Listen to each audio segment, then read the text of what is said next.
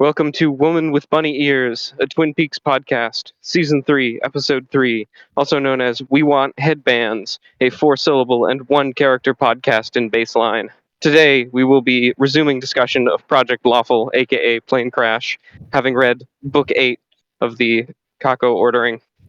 I am your host, the short person who suddenly materialized in the room, Flashy Man.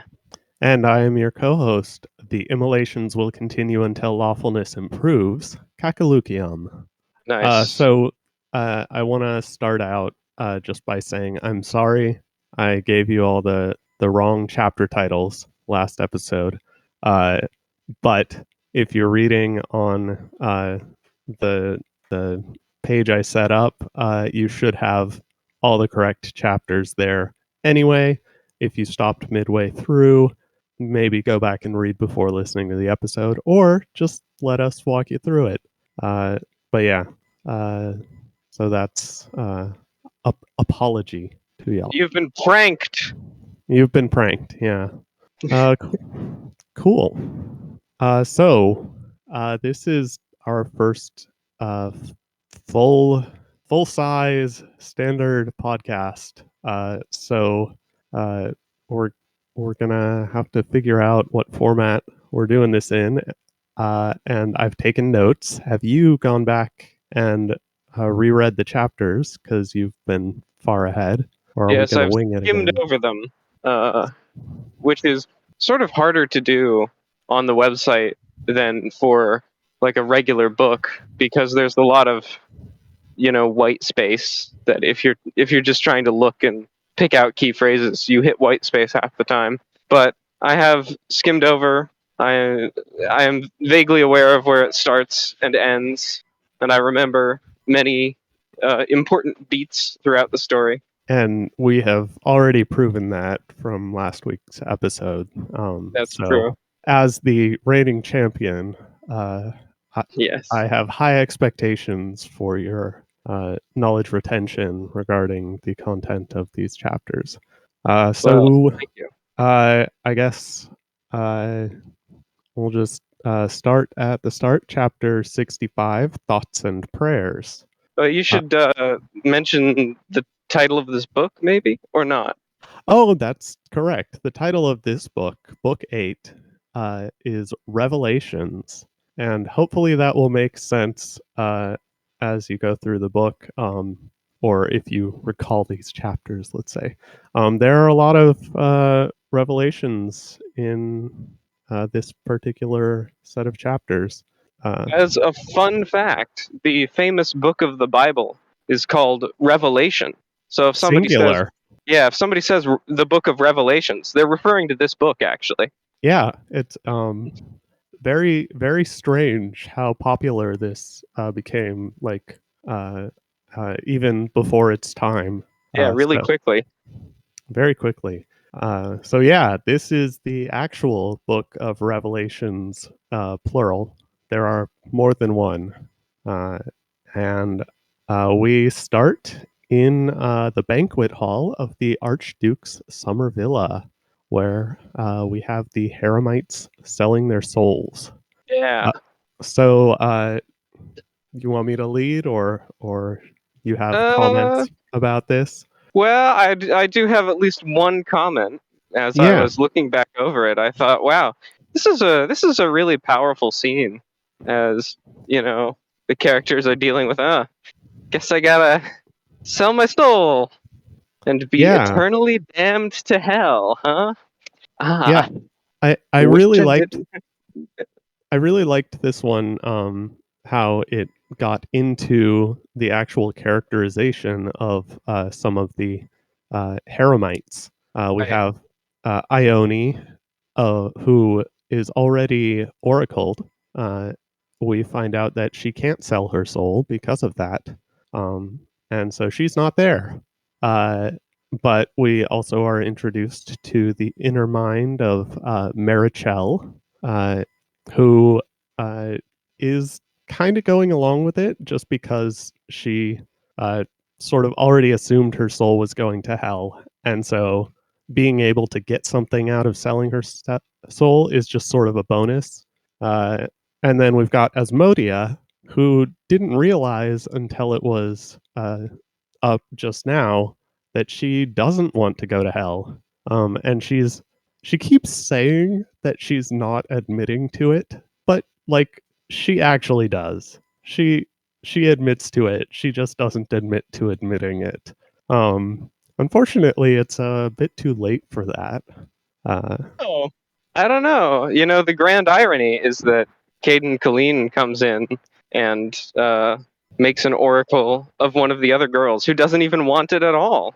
who doesn't And even want it at all? that's quite the moment. And we actually find out later that she's the one who got oracled is the most loyal Asmodean among them, which is interesting because Yeah. I thought Carissa was the most loyal Asmodean. So maybe they're not making her sell her soul, which I think that's just because she's hanging out with Keltham.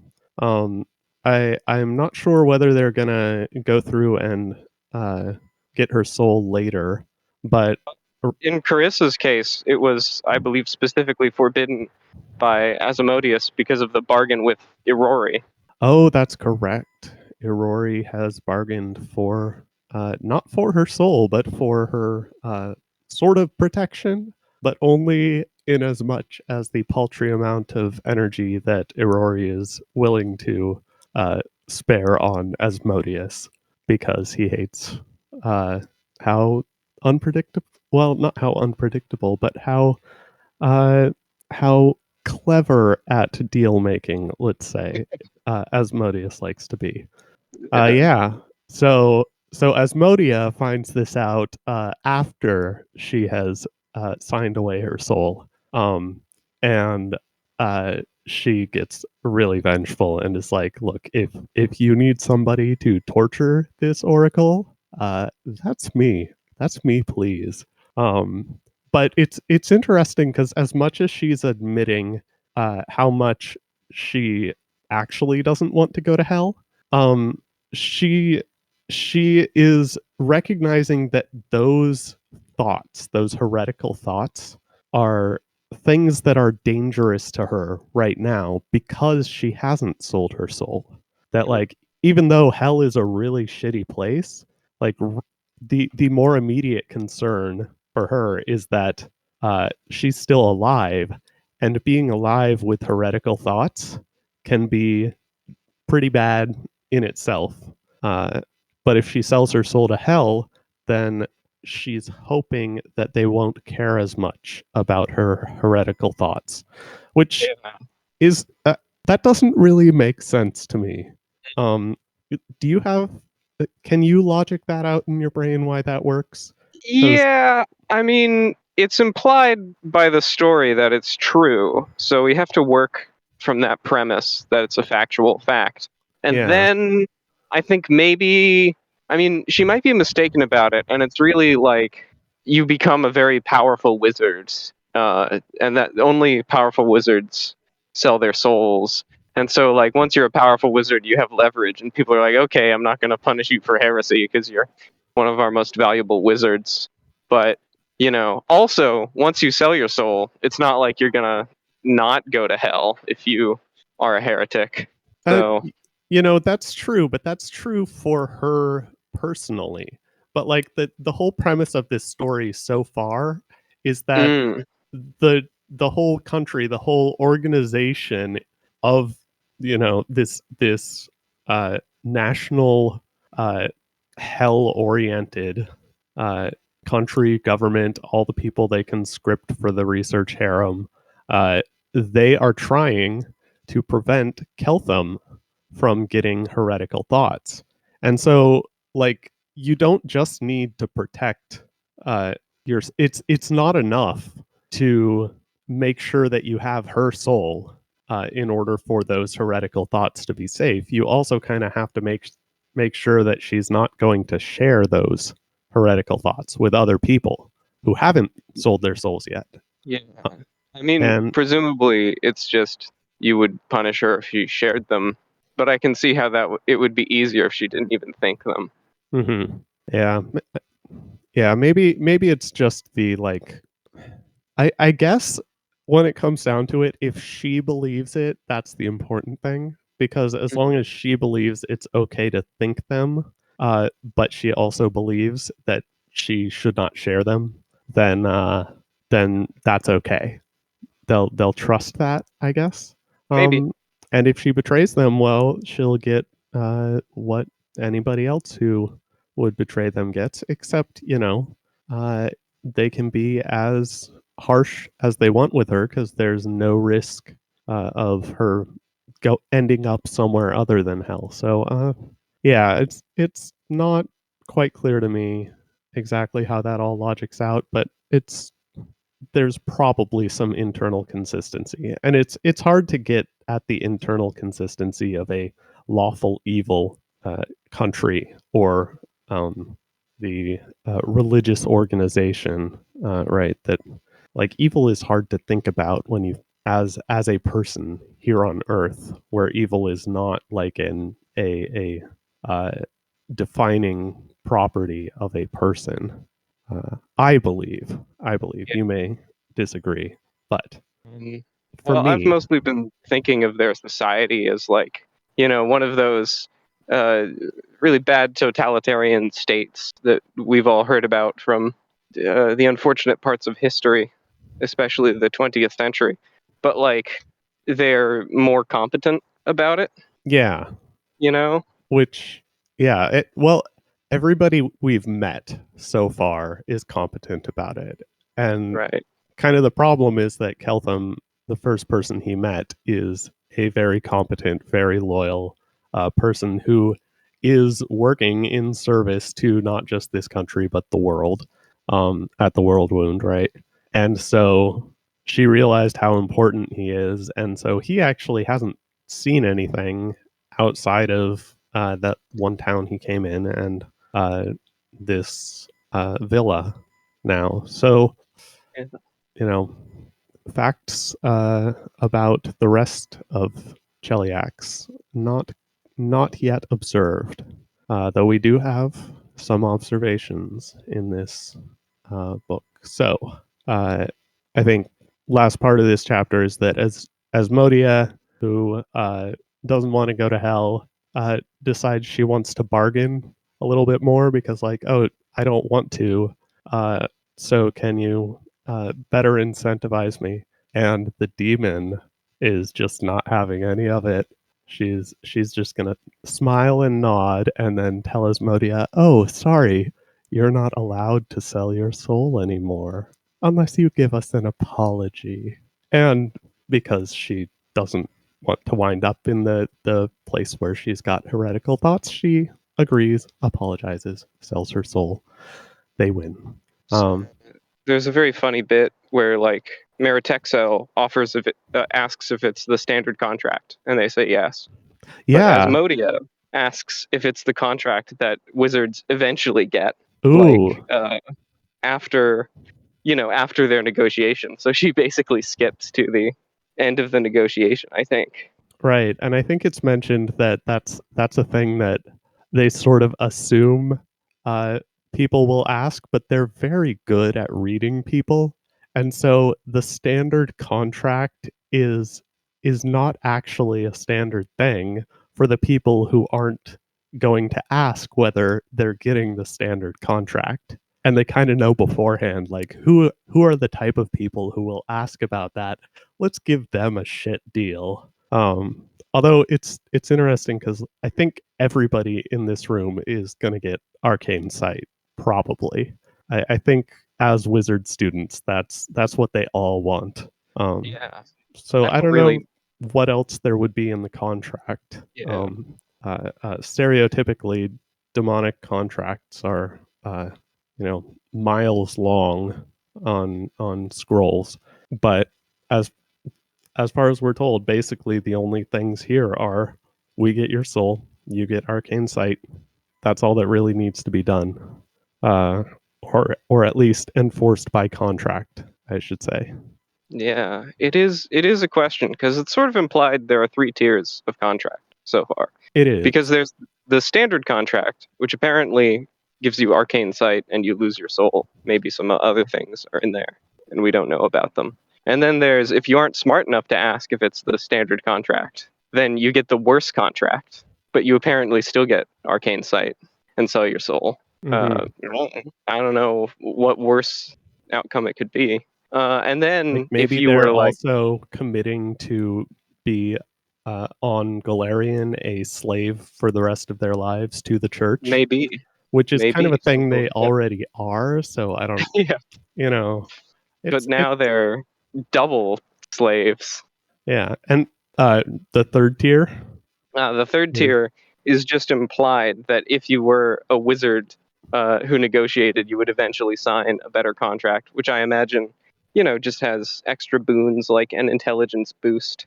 yeah, But or maybe as a headband, right? yeah, but Asmodia doesn't get that. Asmodia doesn't. The devil's She, like, no, you get the standard contract, you fool. yeah, she might even have a worse contract than she was going to sign. I don't remember if it says that she gets the exact same contract back. But I think she does. something that also comes out in the conversation with the devil is that um, these contracts are win-win-win for the demons, for the church, because Asmodeus likes loyal servants and likes effective slaves, right? And so they, the wizard students, are getting arcane sight, but that arcane sight from Asmodeus or the church's perspective isn't really for them. It's for the church because they can better serve Asmodeus the more powerful they are. So it's kind of like they're not actually getting a bargain. They're paying with their souls for something that the church already wants to give them, basically. That's just posturing.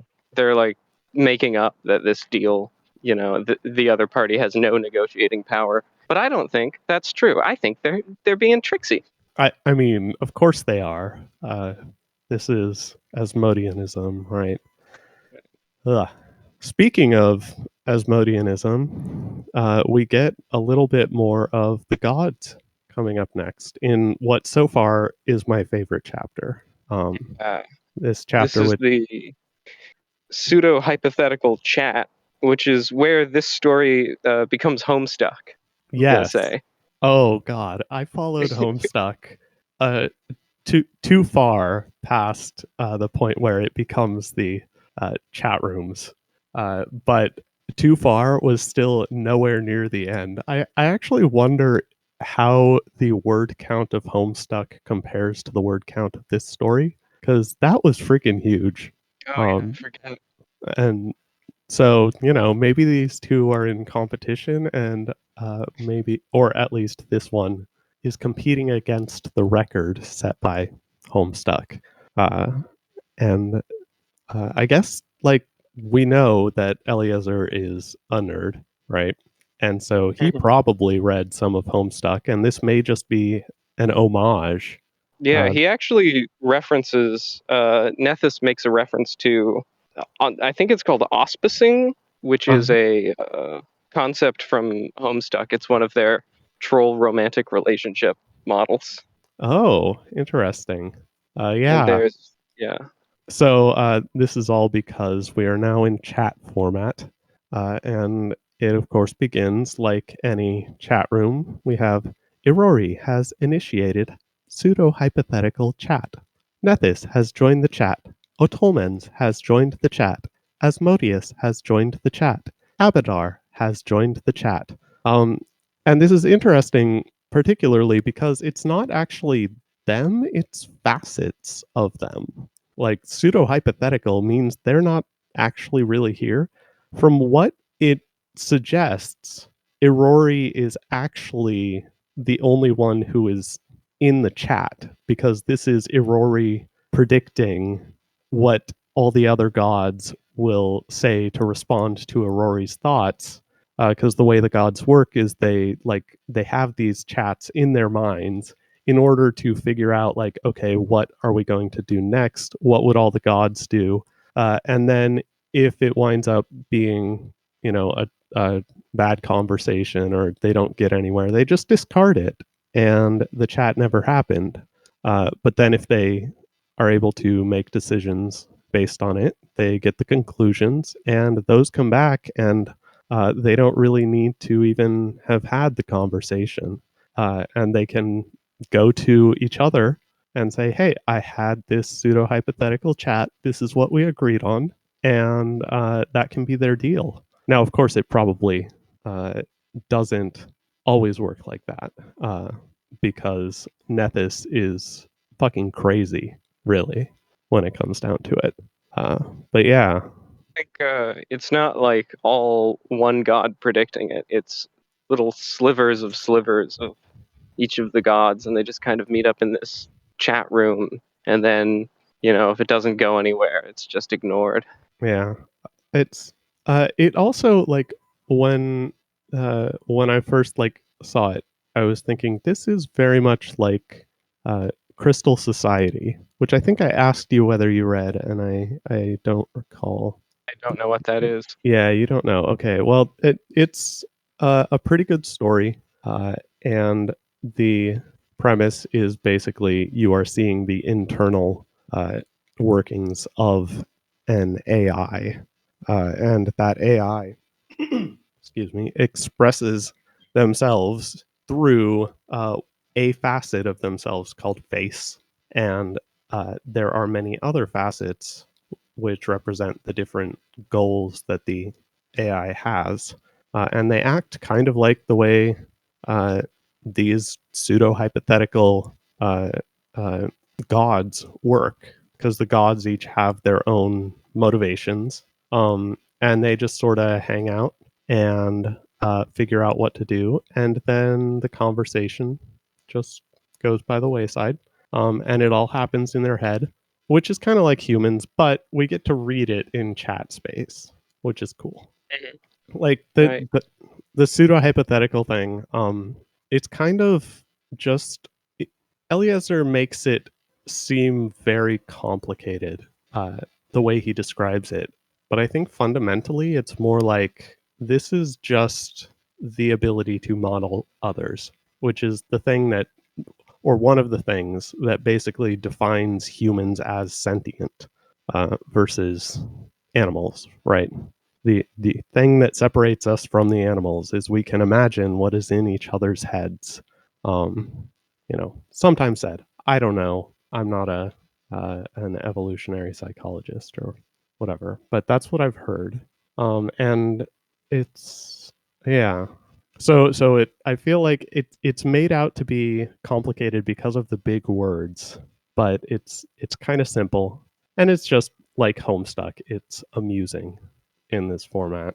It's using complicated terminology because these gods are supposed to be complicated and like almost abstract beings, and so it's trying to give you some of the flavor of how they work. But obviously he's not gonna break out some sort of equations or computer program to tell you here's actually how gods do this, and instead he's like, here's this grandiose idea about their shattered, splintered attention, and also they're a chat room now. Yeah, and That's good. it's also interesting because we see Nethys. So among them, all of the gods except Nethys send a facet of themselves that is essentially a copy of their own brain. But Nethys has a completely shattered personality and doesn't send a whole copy of themselves. Nethys just sends a part of themselves. So at some point throughout in the conversation, they're like, "Hey, Nethys, why the hell did you do this?" And Nethys responds, "You'll have to talk to the facet of me that decided to do that." So yeah, Yeah, so it's kind of that's like fun. Nethys is several gods in themselves. So Mhm. I like the line where Nethys says, "Should I go get Nethys?" And then Nethys has left the chat. Nethys has joined the chat. yes, it's lovely. So yeah, And why are they having this chat? I mean, what inspires these gods to uh, open this pseudo hypothetical chat room? That is a rhetorical question, and answer That it yourself. that was a rhetorical question. Okay, that Yes, was not a rhetorical your rhetorical question. question because your interpretation of this may be different from mine. Oh, But anyhow, so again, I said it looked like Irori initiated the chat, which is interesting because Irori has not actually participated on this planet yet with regard to this situation. But everybody else there has either an oracle or a cleric involved. Harry has made a deal with Asmodeus. That's right. Irori made a deal, but uh, that's it. I think the only one Right. who hasn't directly intervened, as far as we know so far, is who isn't here is Caden Kaelian, right? And we Yeah. didn't even know that until midway through this chat, so that's cool. But yeah, so Irori is like, "What's up?" Uh, uh, okay. Nethys greets Aurori. Hey, Aurori, what's up? Not that part of me doesn't already know. I know everything. Just not all of me knows all of it at once.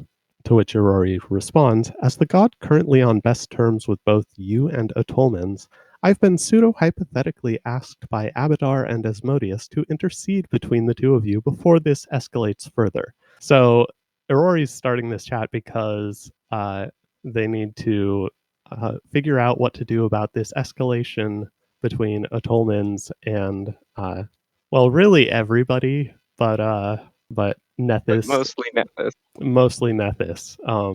And it's funny because Nethys at some point, so we find out that uh, Ione, who has been oracled by Nethys, uh, well, we kind of find out for those who don't already know it from Pathfinder that oracles gifts are like actually they're not gifts; they are curses. And in this case, she is literally rigged to explode if she gets bored, which is great. But also, Nethys supposedly did this because Otolmens got involved. But Otolmens got involved after Nethys did this, and Nethys is confused and just says, "Oh, this is one of those time things, isn't it?" So so yeah, Nethys is crazy. And Yeah. loves explosions. Now we have found out. Mhm. Uh, And you um, know what? Nethys hates people being tortured. which is interesting. Uh, I guess technically explosions are not torture. It kind of ends really quickly, but Mhm. explosions are cool. But yeah, the torture that happened to Nethys, because we know that I think Irori was an ascended human, right? Um, and Irori ascended just by becoming like a really smart wizard of some sort. And Nethys We uh, think he lifted a lot of weights, lifted a lot meditated. of weights. Yeah. And Nethys is also an ascended mortal. And Nethys got there through lots of trial by fire. That fire being all the gods saying, hell no, we don't want to have another ascended mortal among our folks. And so they tried to kill him before he ascended, um, which, turned out great. Uh, he clearly has good feelings for all of them. He shattered himself in so that he's everywhere now, so He, that they couldn't kill him. yeah, uh, which is, yeah, Nethys is I guess technically Nethys kind of exploded himself. So he's really just bestowing or creating Ione, his oracle, in his own image, which is kind of a thing that gods are known to do, right? Yeah.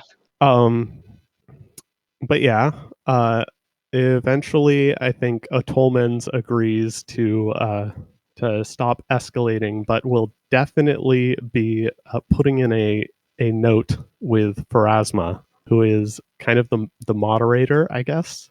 If we want to talk in chat terms, we could say Pharasma is your admin, with 3 additional urgency markers, because Atolmans loves to speak in all caps.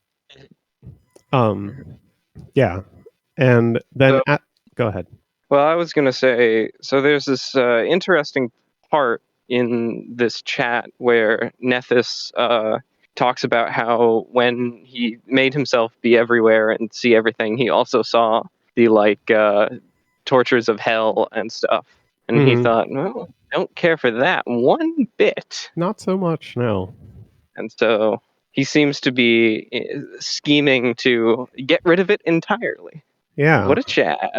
Yeah, and so the way to do that is through explosions. And we will see some more of Nethys's definitely well-formulated plan coming up later. But for now, the chat actually ends. So Irori was the one who initiated the chat, but Asmodeus is actually the last one in the room. Irori disconnects, and Asmodeus, who is just exhausted with this conversation, just says to the void, "This entire planet was a mistake." Which mood? So yeah. There's also a piece of this chat where Nethys says, let me see, I have the exact text here. Do you think those parts of me are the only entity you're pissing off by continuing like this, referring to have all the evil afterlives? There are things staring angrily at you that are each individually vaster than our entire multiverse, glaring at you from directions you can't even understand, from orthogonal angles to the ultimate reality underneath reality. Hi, by the way.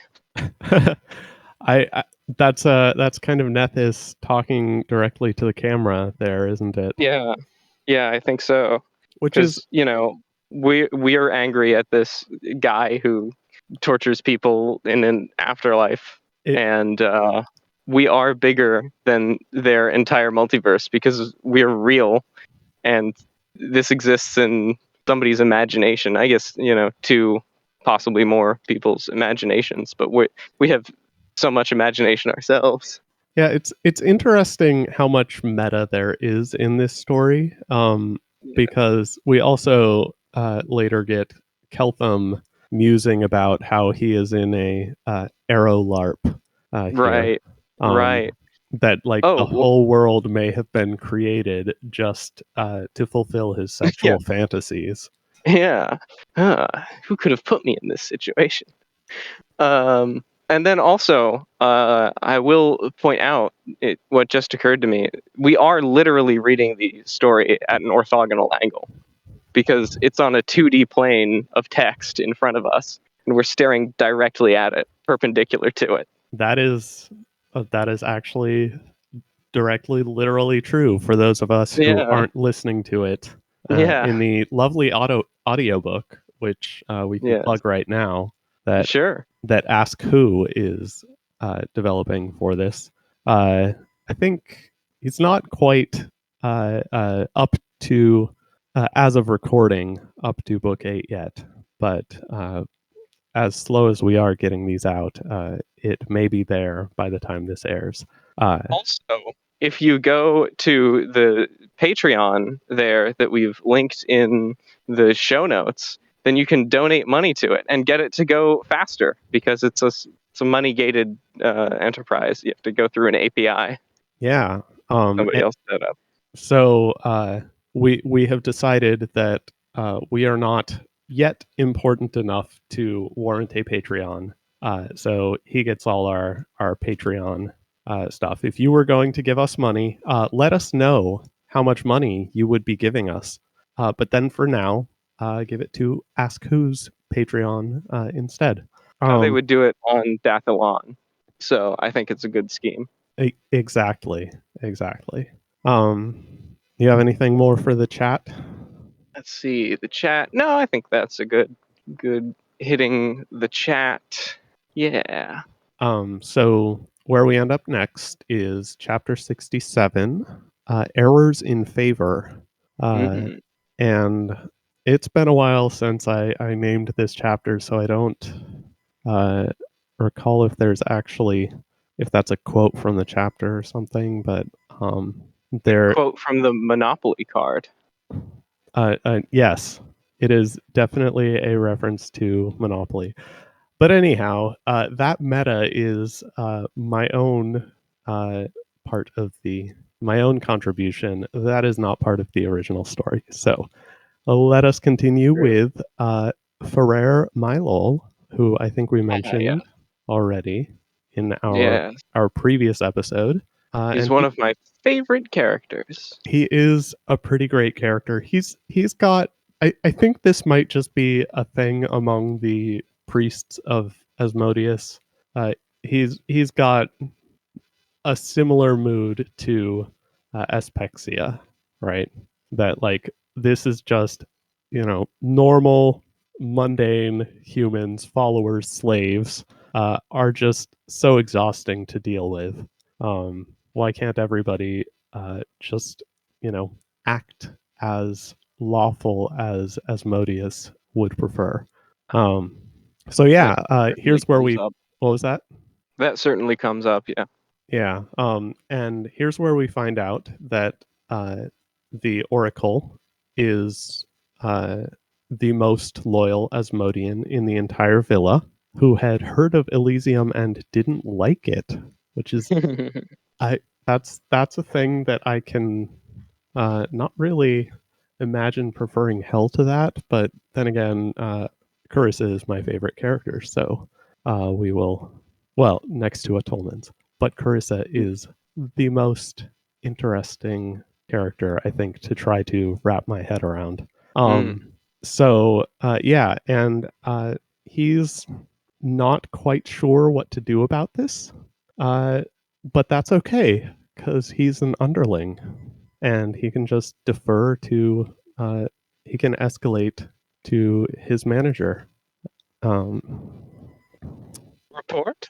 and then he gets the report from the security officer who was uh, spying on Keltham and Carissa as they were having sexy times, who has opinions which are worthless, according to Ferrer.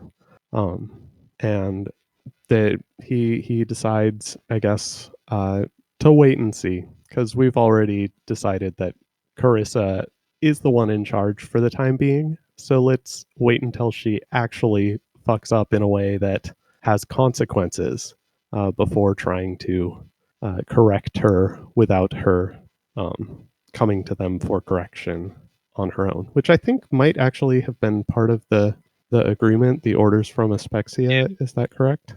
It's part of the like message they got from Asmodeus is, Right. you have to treat her like normal, but also not like normal. But they've reasoned it out, and they're like, okay, so we're not gonna like preemptively correct her, but she can still seek correction. Yeah. Um. So yeah, they're saying, all right, well, Carissa, whatever she did, she got Keltham to fall in love with her, and so let's, you know, not not mess with something that's working. So then we head back to Keltham and Carissa, who are having some afterglow in chapter 68, Planning Ahead. And this is where we start thinking about the future in a more personal way. Um, so, first off, Keltham uh, realizes that he's in an arrow LARP and starts thinking about how he can go about proving it. But he doesn't tell us anything about that plan because right now he and Carissa are worried about getting her pregnant. Not that she's going to be pregnant right now because she has wizard prophylaxis, but uh, they need to know what's going to happen if they do get her pregnant, or if they decide they want to get her pregnant, that is. And the number one concern, of course, right now is that Keltham wouldn't be able to hit her if she were pregnant, and so she it's a no for now. It's a no. Sorry, kink takes priority. How romantic. How romantic, indeed. Uh, so so they're thinking about that because, of course, the reason the harem research harem is there in the first place is to extract Keltham's seed, and so Carissa actually, in thinking whether she wants to carry Keltham's child, and realizing that it would be inconvenient for her, she holds back. She catches herself and does not suggest to him that he go get somebody else pregnant instead. Let's see, what is it? I think I had this. I thought I had this quote. Oh, you could keep me for hitting and get the other girls pregnant. She almost says, because in Chaliax that would be a great flirtatious thing to say, but she stops herself in time because she knows enough about Dathalon to know that Keltham would be genuinely appalled at the suggestion this decision was his alone if he even successfully parsed it from what she said, but that's not worth the risk. So I disagree with Carissa on this point. Twofold. One is that I don't think this suggests it's Keltham's decision alone. I think if she is recommending it, that's kind of making it her decision as well. And so that's kind of like, that is consent. That is the sort of thing that he wants, that she is knowing that he wants now. But she's not. The part that she thinks would freak him out is the implication that she doesn't even know if he will parse out that the other girl wouldn't really have a choice in it. Is that what it is? I think so. But at this point, I think as far as Keltham knows, they're all there to seduce him in the first place. So as far as he knows, Yeah. like that's what they're there for anyway. And so Carissa suggesting this would just be saying like, okay, well, there are already other people who want to carry your child, so just let them do that. So yeah, he might take it well. Maybe not though. You've seen how he takes things. He overanalyzes things and looks at them in the most pessimistic light as much as possible. Well, in this case, I think he would be accurate by mistake. Yeah, by mistake, exactly. Our old friend Gettier Case. Yeah. So also in the planning ahead, we have Carissa thinking about the story she's going to tell Keltham and get everybody else in on regarding pretending that Cheliax works just like Taldor, which is a country that was at war with Cheliax at some point, and they diverged, or maybe that's the story she's telling. But the basic idea is to rewrite history literally, so that Keltham will not in his little protected shell here, in his bubble, learn anything about how Cheliax actually works, and they'll just tell him that Cheliax works this way, which is actually how Taldor works. And Carissa wonders, like, okay, well, how much of what he knows already is going to be contradicted by this? And as far as I know, we haven't actually gotten into Cheliax politics yet, except that Keltham knows that it's a monarchy of some sort because it has a queen. And it's interesting because the fact that Carissa is trying to fake the government of Cheliax confirms what we heard earlier when Keltham was interrogating the other Haremite, under the truth spell, or at least as far as he knew under the truth spell. And he asked, "What is it that I should have asked you?" And she said that he should ask about the queen. And he didn't get any information about that from her, aside from that she was young when she took power and is maybe a sorcerer. But we didn't get anything regarding the governance or how she treats her people or the country or politics in any way, shape, or form. So yeah, you got anything to say about that? No, that's about the size of it. That's about the size of it. And then we are reminded that Keltham is a higher level caster than Carissa, and so she needs somebody else to be there with him to make sure that when he is trying out his new spells, he is safe, because she will not be able to counterspell them. Bringing us to chapter 69, revealed preferences. Um, Let me see. I did not list my reason for this title. That's okay. There are revelations in this chapter because as it turns out, some of Keltham's remaining mystery spells are literally for revealing things, and one of them is actually very closely tied to the Book of Revelation, in that he gets a vision of hell, which is, like we are seeing the doom, the downfall of man. This one particular man, at least, who is screaming and crawling on the floor. Uh, but Yeah. but yeah, so he has some spells. One of them is fairness, which is kind of a truth spell, but not quite.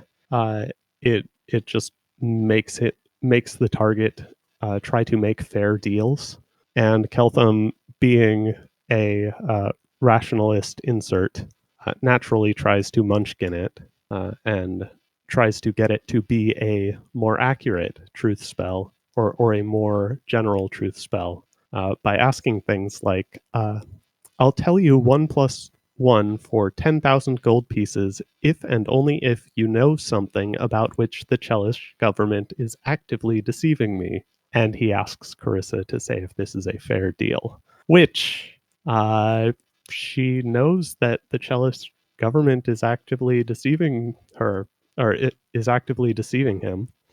So that would work if she answered, but she manages not to.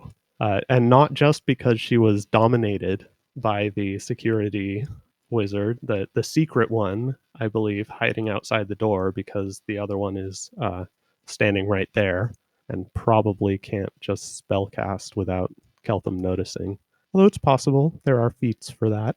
But yeah, he makes her tell him that, what is it, that's a oh, I didn't pull that quote, but it was something mundane, and she said I would have thought of that anyway. But dominate person is not a pleasant spell to have cast on you. Yes. Uh, what she says is that she does not answer the question directly. Instead, she says it doesn't feel like the spell is still working on her with regard to that question. So she doesn't actually answer the question.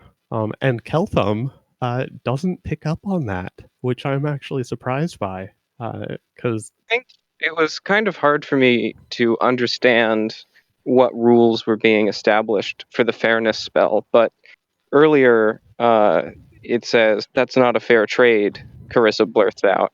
So it seems like when you have the fairness spell cast on you, if you hear about a bad trade, because that's actually in response to Keltham offering something to the security wizard.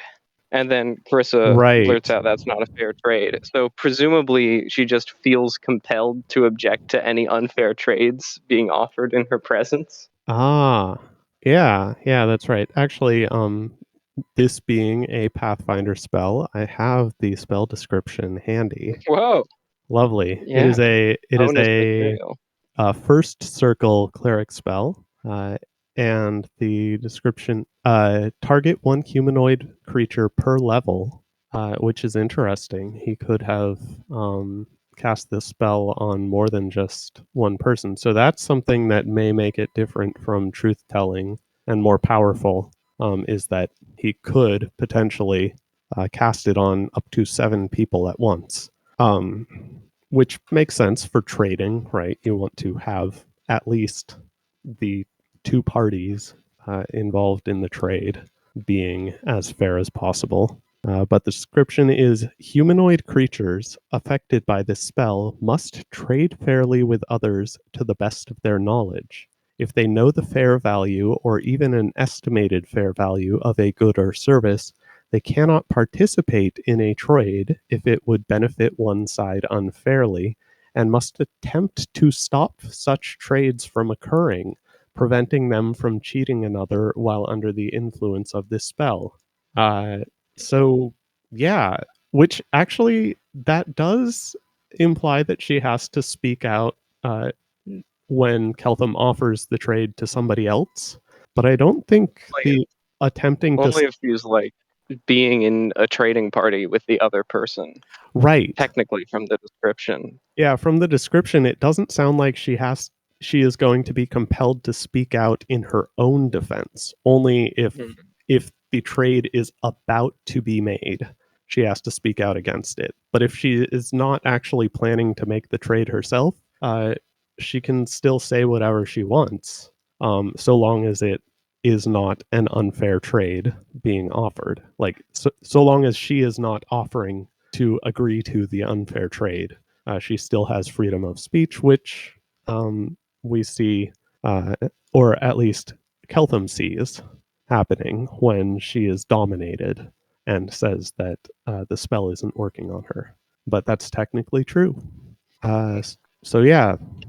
So I wonder if like the rules are just slightly different in this piece of fiction, or if like technically Carissa considers herself part of this organization with this other guy. So if he made a trade, it would like benefit or be detrimental to her if it were unfair.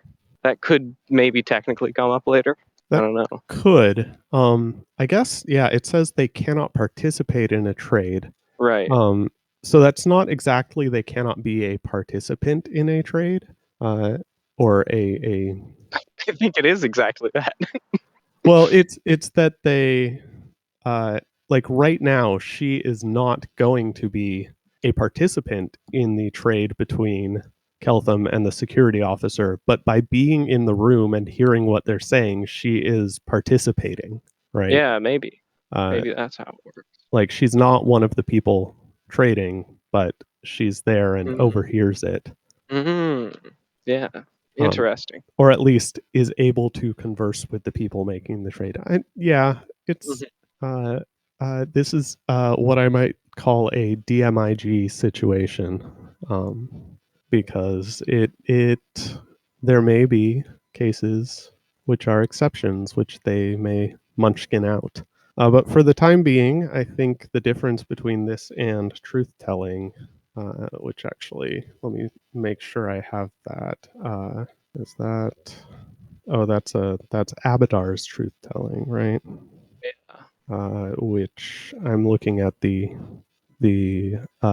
unauthorized uh, SRD, so they don't have Abadar. They say this spell is associated with a particular deity and is more Wow. common among followers of that deity, though followers of other deities may still cast the spell if they learn it. But yes, truth telling only works on one creature touched, whereas fairness works on multiple creatures, but notably, you don't even have to touch them. It can be at close range. Hmm. So basically, somebody knows if they've been touched with the truth telling spell, but Keltham could secretly cast fairness on other people. It puts a sigil on their forehead, so he would have to do like an illusion Oh, as that's well. right. That is something that is not. Oh, that is in the main description. It's in the note at the bottom where it says this spell is associated with a particular deity, the caster must worship the associated deity, and the symbol of the associated deity appears above the heads of those affected by the spell, making them readily apparent who is affected or unaffected. Which I guess makes a lot of sense if you're trying to have something that enforces fairness. Is you need to know who is actually being magically compelled to be fair. Yeah. Yeah. It's a perfect system, except that it can be cheated, as we've immediately seen. Yeah. So yeah, Keltham actually does dismiss it because it doesn't rule out false positives. And yeah, oh, something I noted down, which is just a personal note, is that when uh, the security officer uses dominate person in order to make sure that Carissa says the correct answer, that's something that in a homebrew role playing system that I play, we have invented a skill for that called STFU/retcon. The idea being if another person in the party says something really stupid, you roll that skill, and if you succeed, you are able to have retroactively made them not say that. Nice. We haven't Nice. yet, I think, encountered a time where it is opposed, where like the person who said the dumb thing, wants to actually say the dumb thing. But technically, it's there. Nice. So yeah, that is fairness. Next up, we get Aura Sight. And Keltham sees that there are evil people here, lawful evil people, unsurprisingly, and he is not one of them. And something that the security guard will get in trouble for later is he suggests that Keltham's evil will not show up to his aura sight. They're trying to weasel away from him realizing that he's not lawful evil, although he does pick up on it, really. So he is at least very suspicious that he is neutral, or lawful neutral, at least. Next up, we get Aura Sight. And Keltham gets to see that everybody's lawful evil except for him. And the security guard explains this away by saying that his neutral aura, or his evil aura, rather, will not show up to his aura sight. And that security guard is not saying the right thing right there. And we will find that out later. But we do also learn something which is true about the Pathfinder spell, which is that even if Keltham did detect lawful neutral on himself correctly, that's because he is a cleric of Abadar. So his aura sight actually would not be able to tell him his own personal alignment. Because he's a cleric, it only tells the alignment of his god. And something interesting in Pathfinder and D&D and associated role-playing systems is that you can clerics are allowed to be up to one step away from their god on the alignment grid. So Abadar being lawful neutral, Keltham could, for all we know, be actually lawful good.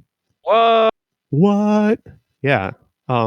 So we don't find that out here because the authors wisely made him a cleric. So we get to maintain the mystery for as long as they want.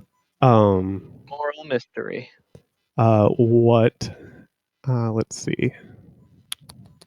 So yeah, they have to make excuses for not telling him that he's, or his god at least, is lawful neutral. And I think this may also be where they start making excuses for not having told him who his god is, which is also a bad idea. And the security guard comes up with the explanation that they are still looking into it, which is absolutely not reasonable if you know anything about anything on this planet, people know what the symbol of Abadar looks like. And so they knew as soon as he cast Abadar's truth telling. But so, Massive implications for this guard's little improv session. yeah, he is not Even going to have though a fun day. in the moment I was like, very clever guard. Oh, wait a minute. Wait a Uh-oh. minute. I think that may actually have been discussed when we first saw the spell.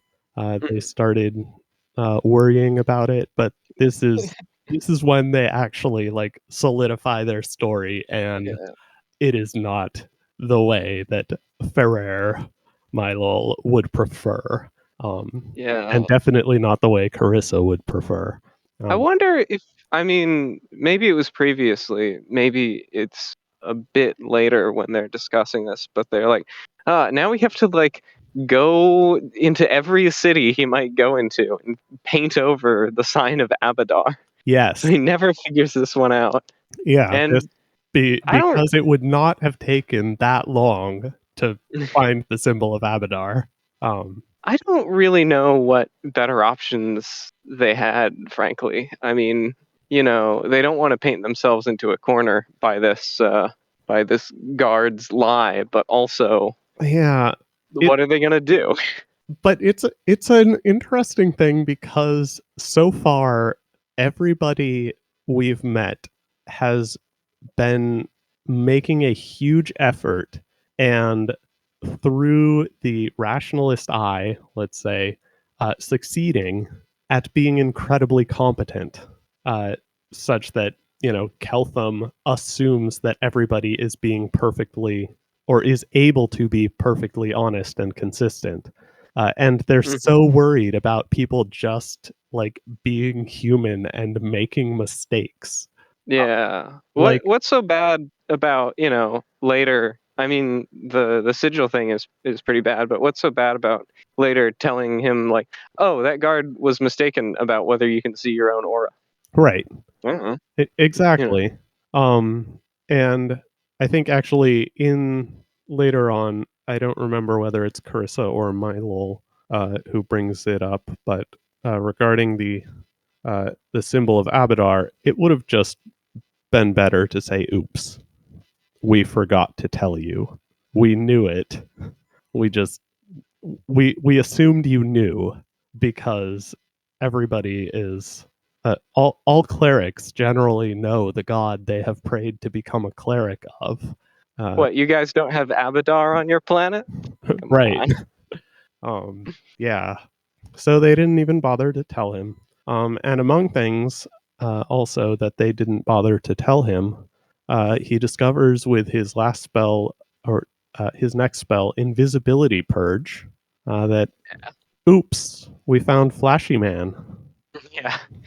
A reference to my funny title from the beginning of this episode, because we find Broom, the short person who mysteriously appears in the room, because of course he had gone invisible and he's following around the stranger to see if he will destroy the world. And that's a whole comedy of errors right there. It really is, and I've got thoughts, I've got opinions about this. Ooh. Um, Ooh, go ahead.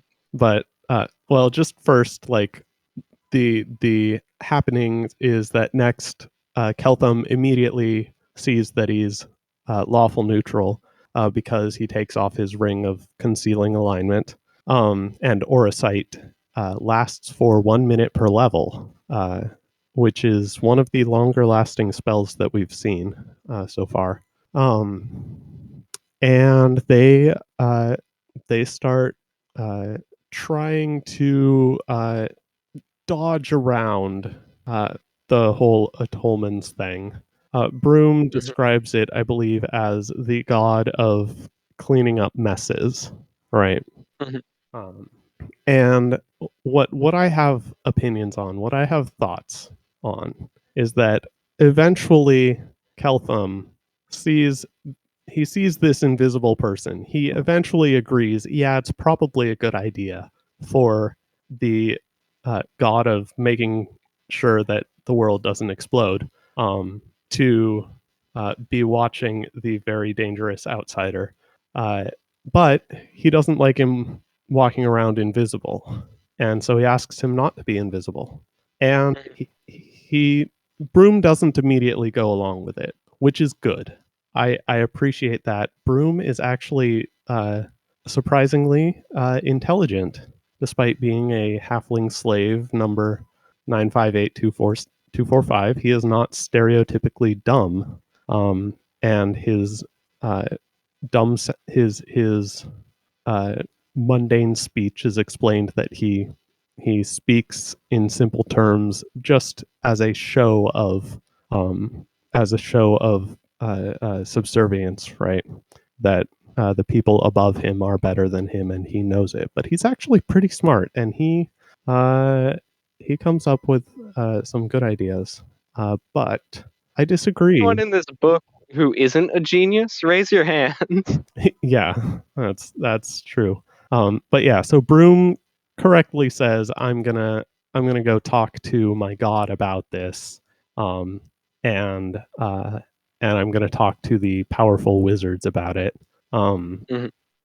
And so he's doing the right thing. But eventually, I think we see Ferrer, who hears about Broom, and Keltham asking that he be made invisible. And Ferrer says, yeah, let him be visible. And basically, he orders that that Keltham gets to say whether or not Broom is in the room, basically, which is a terrible idea, in my opinion. And not only that, it directly interferes with Aspexia's order to have him be invisible and watching things and being ready to murder people if necessary. He is not going to be able to, as a halfling slave who, as far as we know, has no skills other than sweeping up messes on the floor. He is very unlikely to be able to take somebody in combat. And probably his only chance of assassinating anybody is if he's invisible. Mm-hmm. And he's no longer allowed to be invisible, which means it's just occurred to me that as a hobbit with a ring of invisibility, he might be a Lord of the Rings reference. He might be. You're right. I could spoil some things about the Lord of the Rings, but I won't, and I'll just say food for thought. I don't know why you would feel the need to conceal spoilers for Lord of the Rings. Maybe they haven't read or watched Lord of the Rings. It's possible. It's a big world out there. It is the foundational document for all of modern fantasy stories. Like And maybe they D&D haven't read it. itself is based off of Lord of the Rings, more or less. This is true. So, yeah, if you don't want to spoil it, that's fine. I just think that's it. Thanks. Yeah, fair enough. I respect your opinion. And I respect yours. But I did not realize the first time I read this that, also it is appropriate that this halfling slave has the name Broom, and the tag, I forget what it's called when they have a tagline next to their name of stuck cleaning it up. Right. And he is cleaning up messes. Like, yeah, that's what a Tolmens is doing. So he is nominatively determined right there. True. That occurred to me much faster in the story, possibly because my text to speech is reading me out all of that every time. Mm-hmm. So, maybe your eyes glance over it, but I'm like stuck cleaning it up. Yep, that explains it, baby. Yep, that explains it. Yeah, I honestly I don't know that I've been really following the taglines under their names. I assume that Kelthams and Carissas have been pretty consistent. I don't think any of them have changed actually so far. Yeah. So I just it didn't even cross my vision. Basically, I just saw Broom, Broom, Broom, Broom. Because also his his icon is a line drawing of a broom. Right. We don't actually get to see what halfling slave number 958245 looks like. Well, he's very short, and that's all we know. Yeah. So I think this is just a terrible decision, and exactly what Aspexia was bemoaning earlier is that humans are just really terrible at improvising, and they should just do what the people above them said to do. And in this case, Aspexia said, let this guy be invisible and assassinate people if necessary. And Ferrer is like, he doesn't need to be invisible. And it's okay if in particular, the person who is most likely to need to be assassinated is going to order him around. Like that is just so any illusion of competence was shattered for me as soon as that happened. Well, it's the little things. Yeah. What did anything else happen with the interaction with Broom? No, I kind of thought, I got to it and I thought, ho, ho, ho. And then I don't think much actually happened there. I just thought, oh. Yeah, it was basically he was straight up honest, but in being honest, he didn't reveal anything because also Otolmens hasn't revealed much to him. But he didn't reveal that he was under orders from Aspexia, I think. I believe, as far as Keltham knows, he's still an independent actor. But he does Maybe defer to the great wizards, we know. that's true. Yeah. Have we I guess we haven't discussed how it's really funny how all of the characters are going around saying like, the god that prevents the world from being destroyed has oracled someone. We should definitely pay attention to this. And then since we got to read the god's point of view as the readers, we know it was just like a grudge. Yeah, it just Otolmens speaking in all caps on the mortal plane. It's like, I'm gonna drop however many cleric circles on this guy or oracle levels. I'm pretty sure he's pretty high level. I don't know if he's as high level as Keltham, but probably. Otolmens does not seem like the type to half-ass anything. Surely a halfling is speaking in lowercase. But Yeah. Suddenly a 4th level Oracle of Otolmens. So actually Keltham is more powerful than he is by 3 levels. So I guess Otolmens was holding back. Maybe that's like the same level Ione is. I don't know. Yeah, I think we talked about that earlier, that I don't think we saw Ione being oracled, just sort of the aftermath. No. So we don't really know.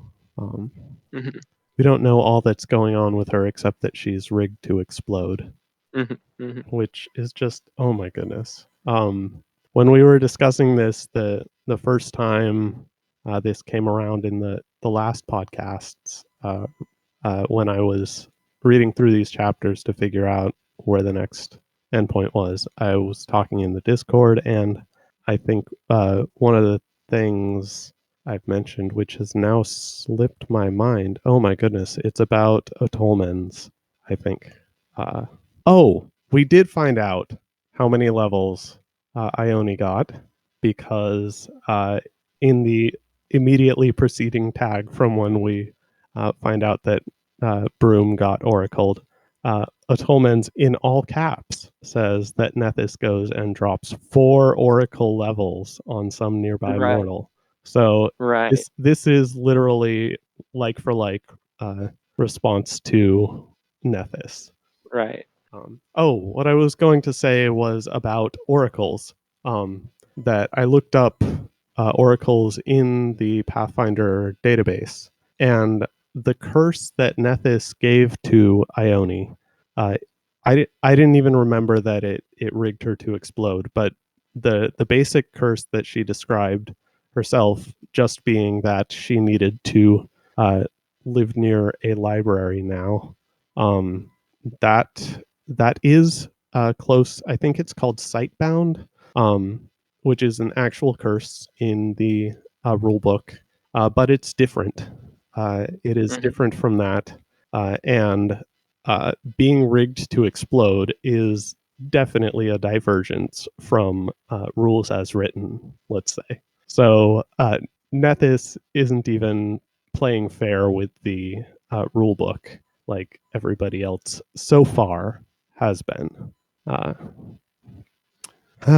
So that's Broom. That is chapter 70. Oops. Bringing us to chapter 71, Glimpses of Visions. See, so the revealed preferences were like the aura sight. Yes. I get you. Oh, Okay. Yeah. Aura sight and invisibility purge, right? Well, yeah, but Aura sight, that's yes, is less of a preference. correct. Yeah. So yeah, we get glimpses of the future. Yeah, I don't know that we've explicitly been told what it is, but meta knowledge from the rulebook, it is, I believe, uh, a literal like scrying portal into hell, present time. Let me make sure I have that. It is a realistic illusion of a terrifying hellscape. Oh no, it's not. It's not even a literal vision of hell. It's just really scary. But What? I thought it was literally a vision of hell. I thought it was literally a vision of hell. But again, rules may diverge slightly. And as far as we know from uh, the security wizard and Carissa, this is what they expect hell looks like. So it's not necessarily just a scary place, but Carissa does try to play it off as just a scary place. In particular, something that represents uh, Zon Cathan, who is a rather scary god. And this is another place where I strongly disagree with the characters.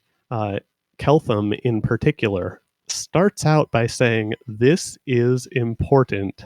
Clearly, my god is trying to tell me something." And then immediately, he covers his eyes and plugs his ears. What, what is the logic behind that, Keltham?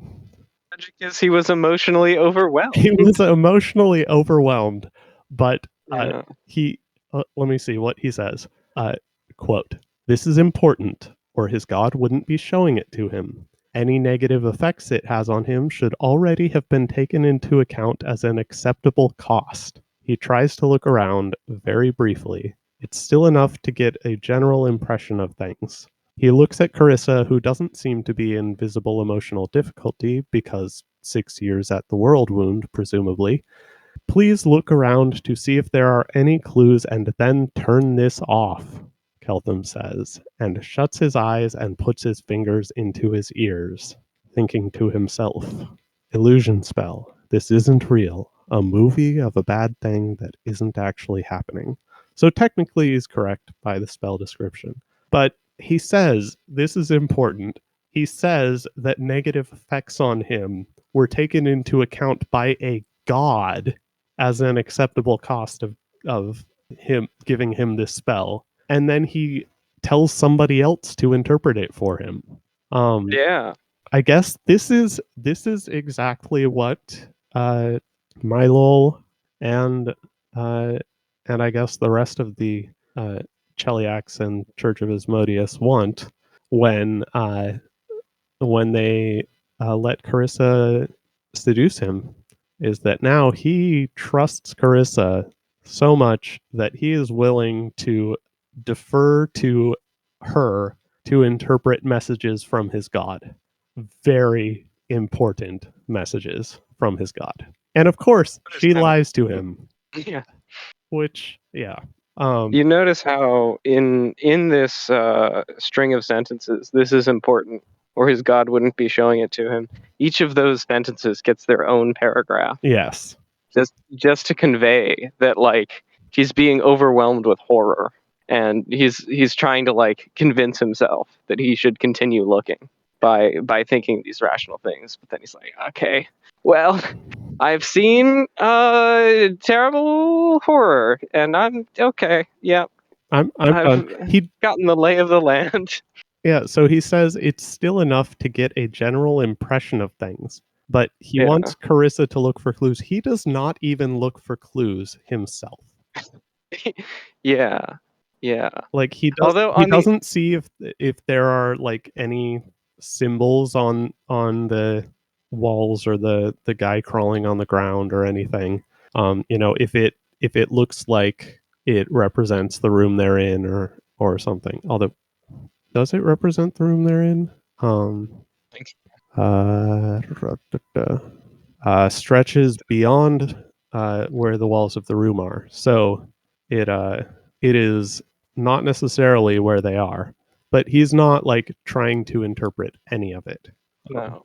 So all of the I clues mean, he's going to get are from somebody else. And now again, another place where I disagree with the characters is that as soon as he covers his eyes and puts his fingers in his ears, security dispels it. This is a minute per level spell. This should be lasting for 7 minutes, and security dispels it on round 2. Keltham isn't like putting a jar over his head or anything. He just has his fingers in his ears. People can still hear through fingers in their ears. And I think, he is Gettier casing again, because I don't think there are any clues here. And so first of all, he has entirely gotten the correct message from his god at first blush. And second of all, his companions can truthfully say, yeah, there were no clues, just horror. that's true. And I did write this in my notes that when Keltham asks for theories, both security and Carissa answer truthfully. They just answer very cleverly in their truthful answers. Hang on a moment. Let me find security says your god wants you to negotiate for Cheliax to do something about that, and thinks that once we have the metalworking and riches of Dathalon, we'll be able to. Which is all true from anyone's perspective here. What's not true is that when he says that, he's heavily implying that it is something other than what Cheliax is built to support. So Abadar wants him to negotiate for Cheliax to do something about that. Really, yeah, Abadar kind of wants him to do something about hell. Actually, I presume. I don't know. Have we been told what Abadar's goal is other than just Keltham is being very lawful? Thing is, Abadar is lawful neutral. Right. So I don't think he would care in himself. But he also, my two theories are, one, he views his clerics as trade partners, or maybe his oracles. Right. I think that's part of his shtick. So if Keltham really is like lawful good, then he might be giving Keltham valuable information about something that he as a good person might want to get rid of. Yeah. But I think the more likely thing is he's just giving him spells like, figure out that you're being held by people who aren't me. Yeah. Figure out who's holding you. There are definitely if you think hard on it, some of the places where Keltham casts these spells are clearly not where they were supposed to be cast. But there are places for them.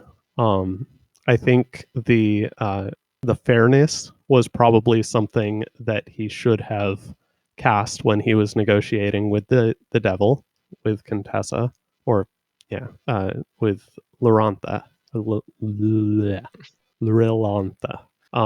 And truth telling.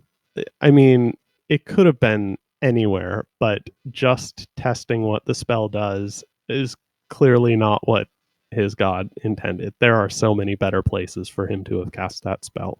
And I think Abadar just he doesn't know who Keltham is, and he's just assuming that Keltham is like has the psychology of other Galarianites, but he doesn't. And so Yeah. he gets these spells, and he interprets them as like, oh, my god wants me to learn what to do with this spell, and uh, and then he gets this one and is like, I'm going to cover my eyes. Yeah. So this one was used correctly until he covered his eyes. He's using it to interpret like, okay, what does my god want me to see? Um, that I can only see from this illusion. Maybe behind him there was a big sign saying, "Hey, welcome to Asmodeus's evil abode." And he just didn't see it because he didn't Yeah, want to. uh, Right. And then it was behind the flaming man. If only he had watched until the flaming man crawled away. yeah, and Carissa's theory is that Abadar is uh, pitching lawful neutral, saying, okay, you mostly Right. only care about pursuing your own interests and dealing fairly with others, but that mostly might matter a lot here. What are you going to do about but let's see. That mostly might matter a lot here.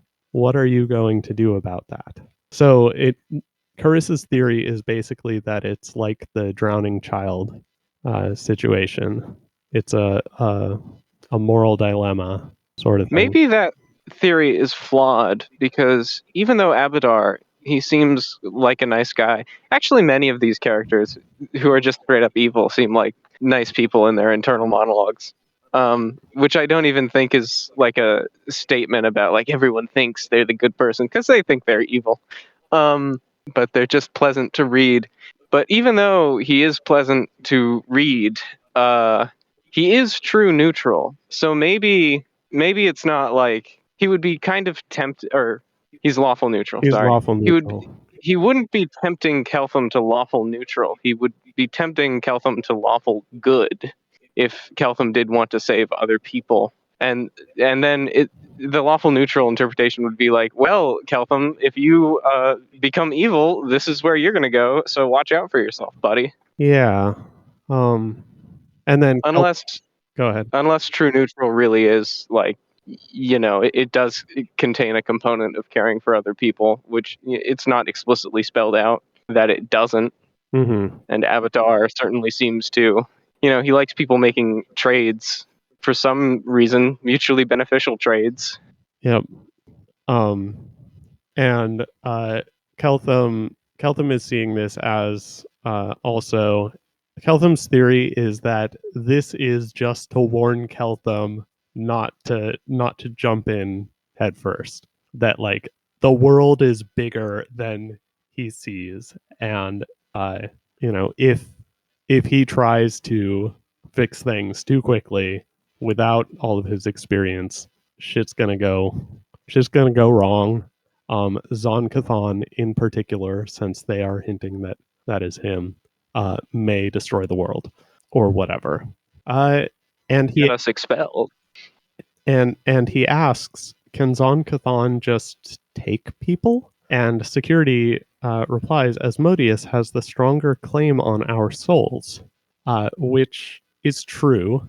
And I don't think Zon-Cathon can just take people, but uh, the spell Malediction is mentioned in Carissa's internal monologue. She is not going to tell Keltham about Malediction, which is a spell where you cast it on somebody, and then if you immediately kill them while the effect is in place, they go directly to hell. Do not pass go.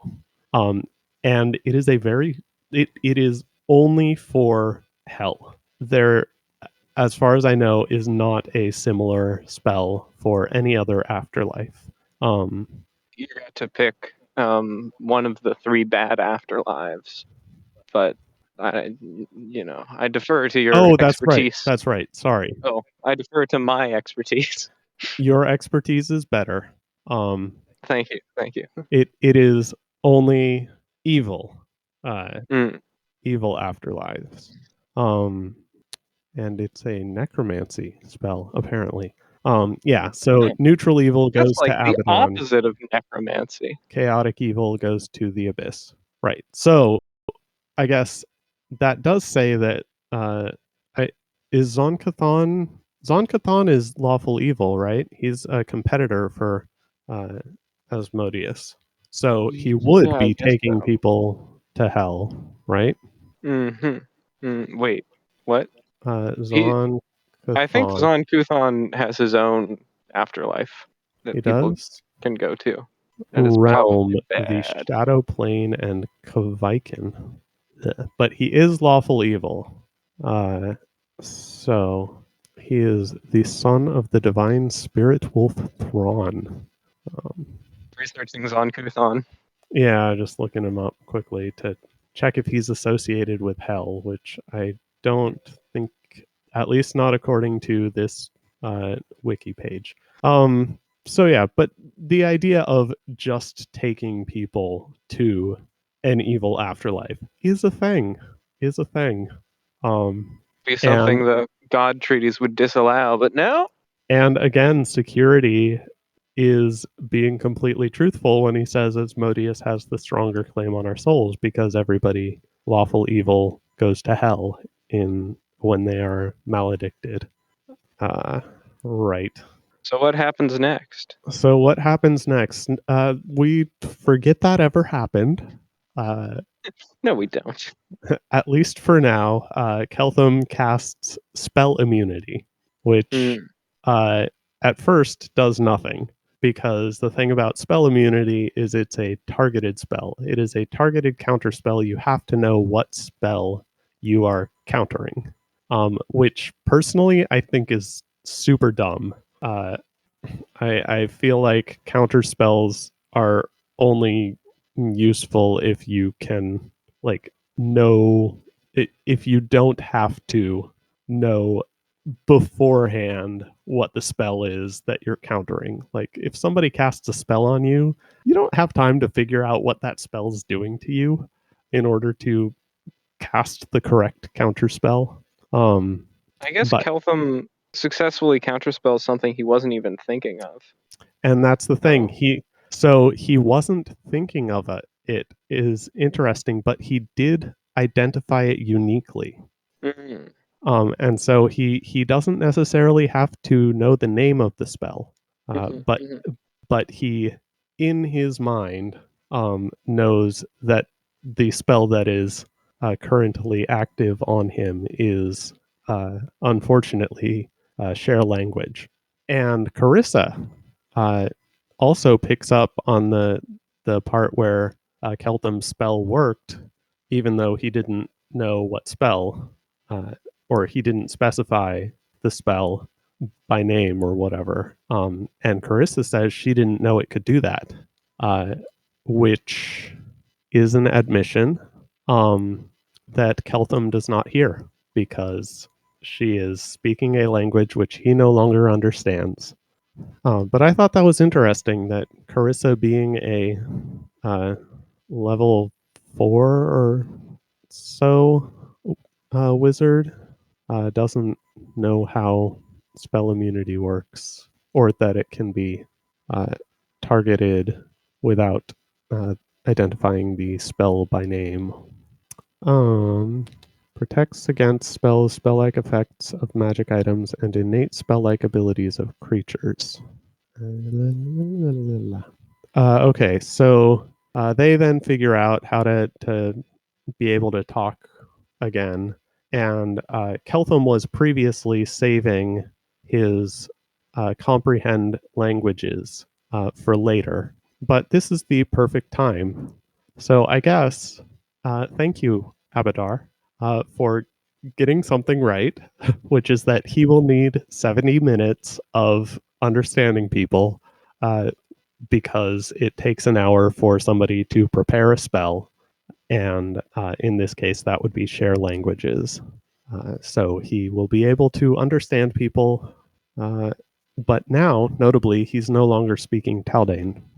And so we get to have cool words in baseline again, such as gratitude for inconvenience incurred. And I think that's interesting. I hope he speaks more in baseline. It's one thing to like hear him say this is a 4-syllable word in baseline, but it's another thing to see it spelled out in what the baseline word means with hyphens between each of the parts of the word. And I really like that. I think it's cool. Yeah, it is cool. And then after, once he can understand people and Carissa and security can understand him with their own comprehend languages, he casts Glimpse of Truth, which is, according to the rule book, basically one round of true seeing, which is I linked it here. It is a level 5 cleric spell, which is really powerful. It is level 7 for druids and level 6 for sorcerers and wizards. So this is a really powerful spell, but he only gets one round of it with glimpse. So it's a way to get lower level casters.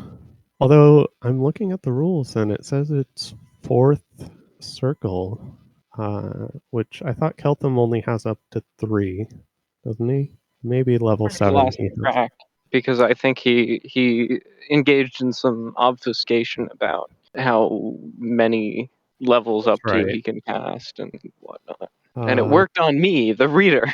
Got some spells. He has 0, 1, 2, 3. Oh, he does have 4th level spells, and this is one of the 4th level spells along with spell immunity.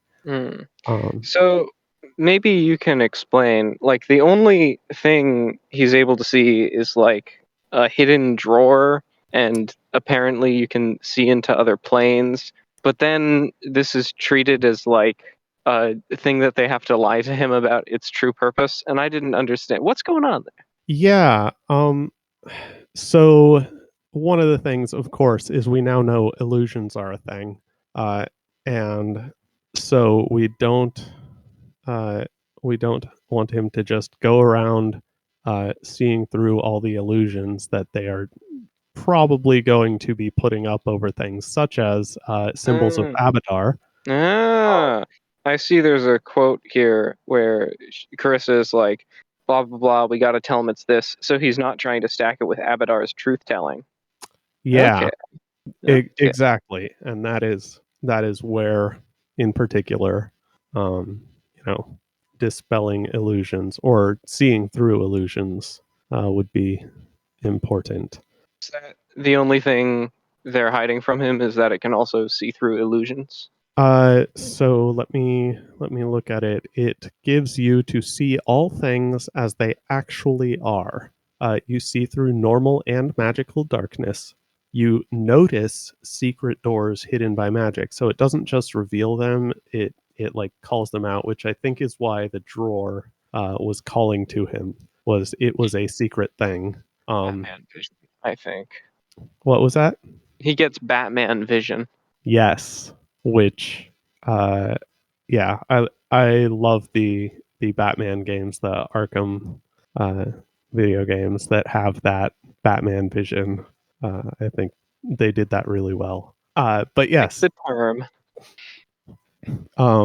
He can see the exact locations of creatures or objects under blur or displacement effects, see invisible creatures or objects normally, sees through illusions, and sees the true form of polymorphed, changed, or transmuted things. Further, the subject can focus its vision to see into the ethereal plane, but not into extra dimensional spaces. So Carissa, I believe, tells him that it's for seeing into different planes, but there's only really one plane it can look into according to the Like rules. the plane of ghosts or something. Yeah, it's a weird thing. I haven't explored it in any of the campaigns I've played, but I believe the ethereal plane is somewhat unique among the planes in that it overlays the material plane with a one-to-one correspondence. So if you are looking into the ethereal plane in a room, you will see the ethereal plane corresponding to that room.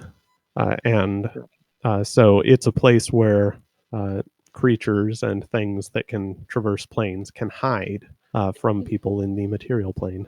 Mm-hmm. Mm-hmm. And presumably, it is also the medium through which light waves are propagated. Science fact Science from fact. Yes, the ether, year 1900. indeed. Yeah. Uh, it does not see through solid objects, which is good, and it does not notice secret doors hidden by mundane means. Wow. So it was a magically hidden drawer containing nothing. It was a magically hidden drawer Great. containing nothing. I I guess maybe it could have contained something, and once he lost the sight, they just illusioned it. I don't know. That is, I don't think. Yes, it only lasts for one round, so he would have lost the sight by the time they could open the drawer. Um, Yeah. but it is just like I think they stepped into a random office to do this, Right. so it could just be like somebody hiding their liquor or where they put uh, their safe key or something Sure. like that. Yeah. Yeah. Yeah. Um, you know, Wow. everybody has a reason to hide something. And So if what you've got happens? magic, why not? Indeed. So what And happens next? so, what happens next? So, we've got Glimpse of Truth, which they try to pass off as Glimpse of Beyond. And then it's bedtime.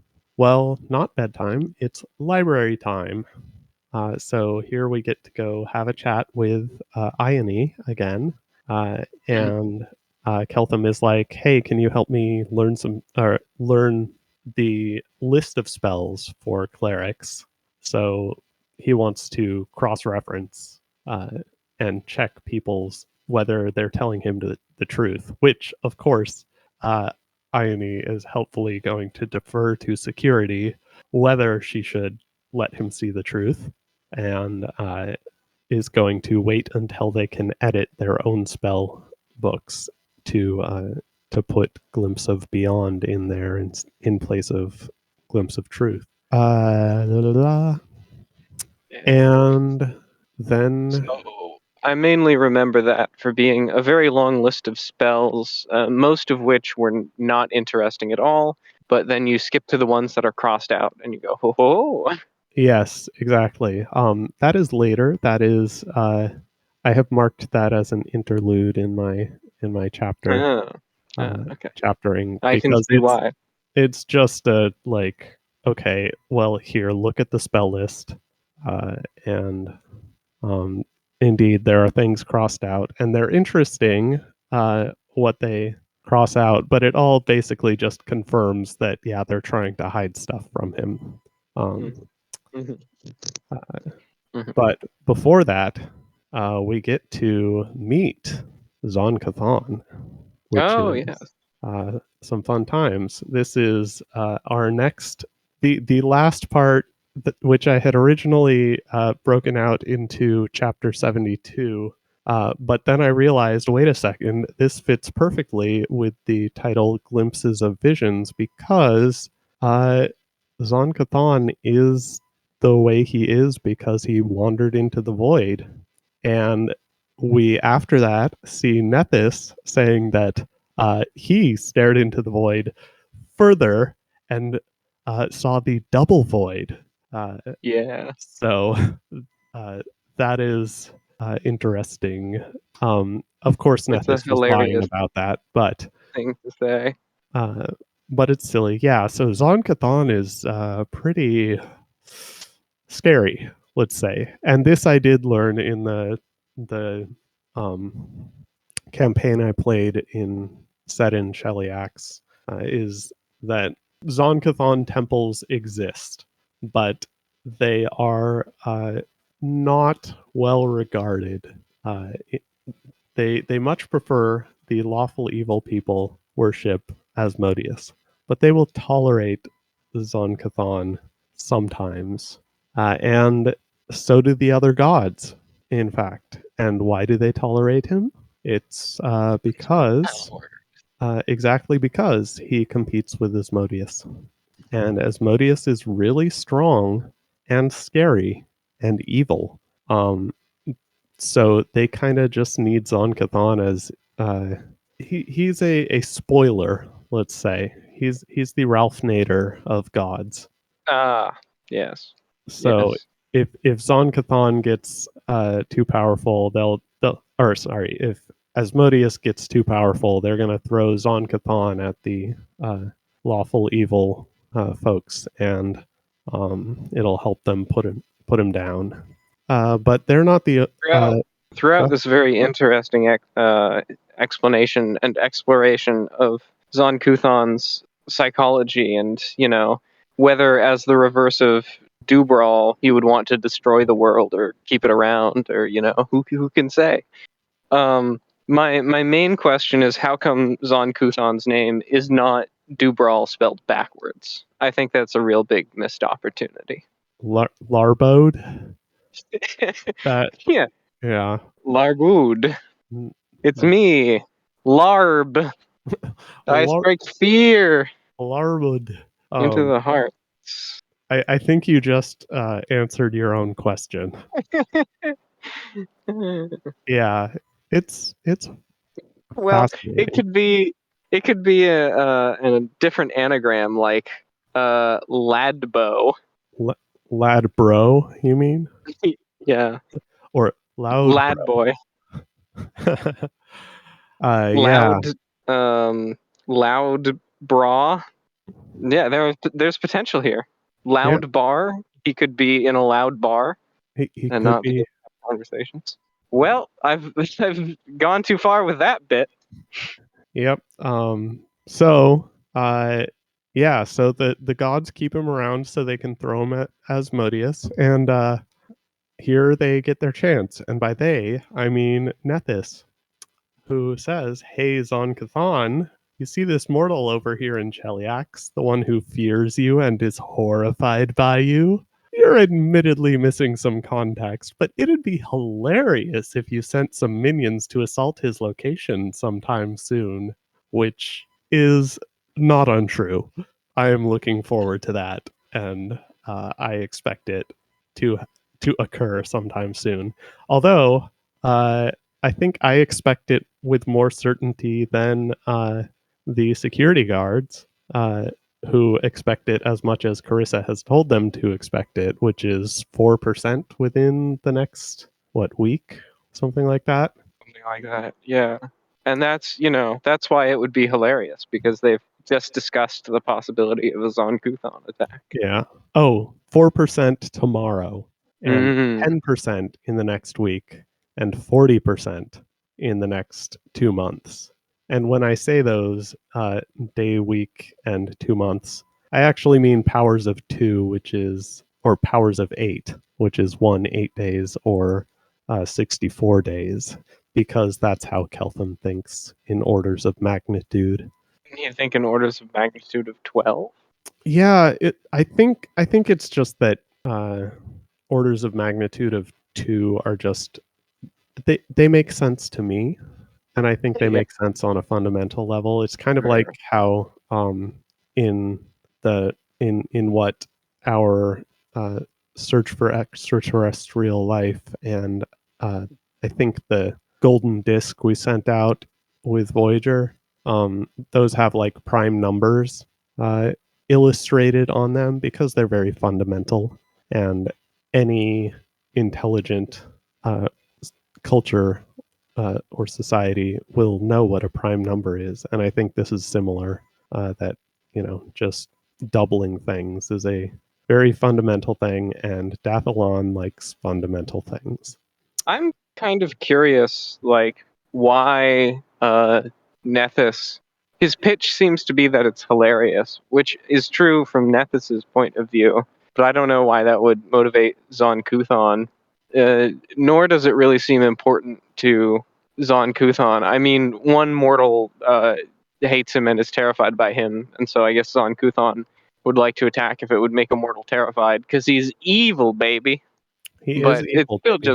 still just one mortal. And So I don't. notably, Zon Cathon is lawful evil, so this kind of temptation doesn't sound very, very lawful Yeah, to just go but on that. So I think there's probably something going on behind the scenes with Nethys mhm. actually paying him to attack. Um, Mm, mm, mm. we're just not Also, seeing that part. missed opportunity here to use reverse psychology. Mm, yes. Uh, I mean, maybe that's what Nethys is. Yeah, reverse psychology would be perfect.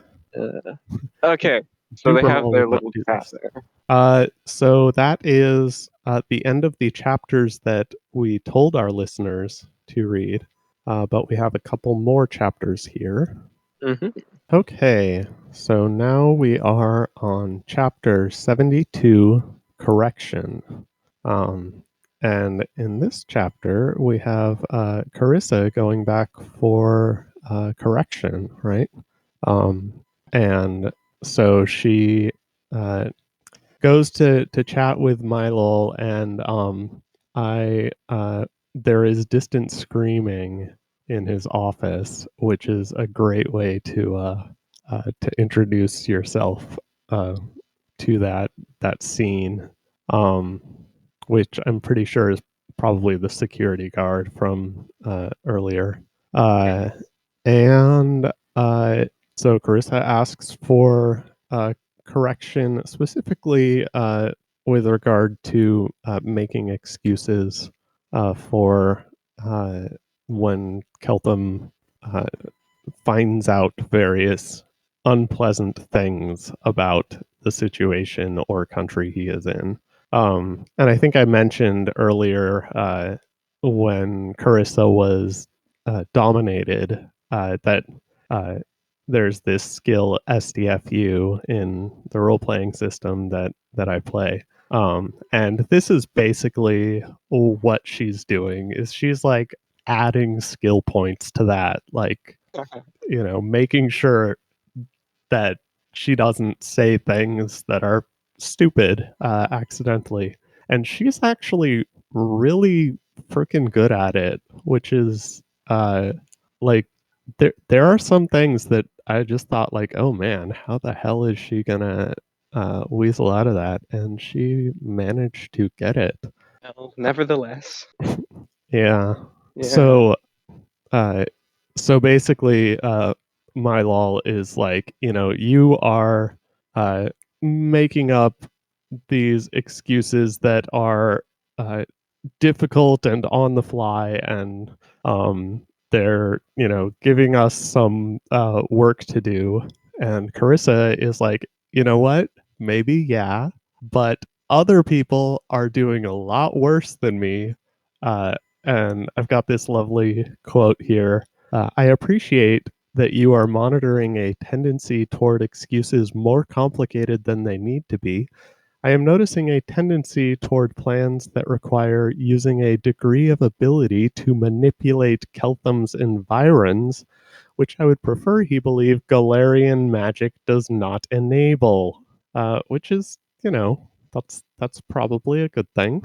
Uh, Try to minimize uh, how much they sort of expose him to the fact that this is the Matrix and they can make any illusion that they want to in order to keep him pacified, basically. Um, and that's difficult uh, to do because, of course, you have to, you still have to write the script, even if you have the illusion magic and the authoritarian control over what all your minions do. You still have to figure out, like, all right, well, what are they going to do? Um, which is tough. We already see that with the book Carissa wants to write about pretending that Cheliax is what is it, Taldor? Zendaya So is Michi. what was that? Cheliax is Taldor. Oh, Cheliax is Taldor. Zendaya is Michi. And other nonsense phrase. Y- y- yes.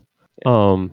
But yeah, so I pulled out also like a bunch of the, well, I pulled out all of them, but I don't want to quote everything verbatim, but That would basically be this entire chapter because it's a pretty short chapter. yeah, it's a pretty It's short fun. chapter. But yeah, so they get Elias to do the correction, which is great because I love Elias, and we get some more of him. So he throws out scenarios like Keltham figures out that you don't really love him, and that's an interesting thing because I'm pretty sure she didn't say that she loves him, and I don't know what love would be like to a Dathalani, right? Because we've already seen that Keltham sort of equates romantic entanglement with like having harems based on how much people like you. Uh, They missed out on something, yeah, which is that romantic love is a human universal. So it's easy to say what it would be to him. well, uh, QED. maybe. But yeah, anyhow, Carissa's excuse is basically that, she hasn't told him that. And so if Keltham figures out that she doesn't love him, she's like, well, duh, I never told you I did. Then we've got Keltham learns about malediction, which I think we talked about earlier. And Carissa's excuse is that, all right, well, there's this other spell that other clerics can use, but it's really freaking expensive. It's called Atonement. And so Asmodeus made a cheaper version just for his own afterlife. Because, specialized is better than generalized when it comes to being able to target and make things simple and cheap and such. Pretty fun.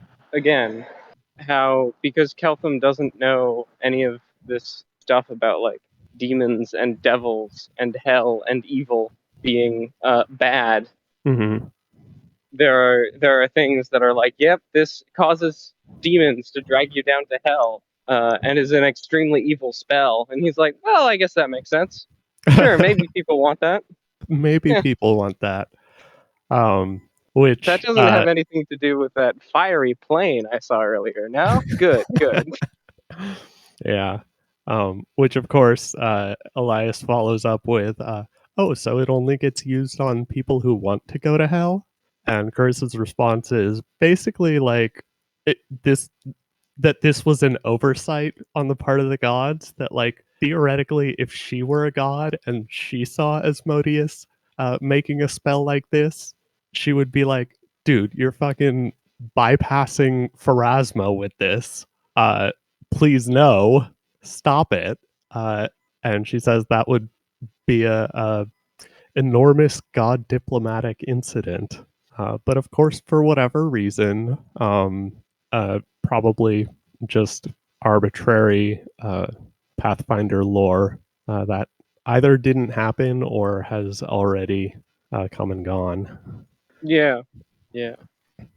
And My then, favorite part is a little bit before that, when Carissa says, "I think I should get to hit him if I have a really good one," oh and then yeah, after she had a really good one, and then Malal says, "Hold still," and punches her in the stomach 3 times because that's not how this works. yeah. Also, carefully measured punches, which is like that's a thing that you have in a society where torture is the fundamental correction method. Is like the superiors have standard calculations they use for how much force they should apply for this particular violation of norms or codes. So yeah, I think.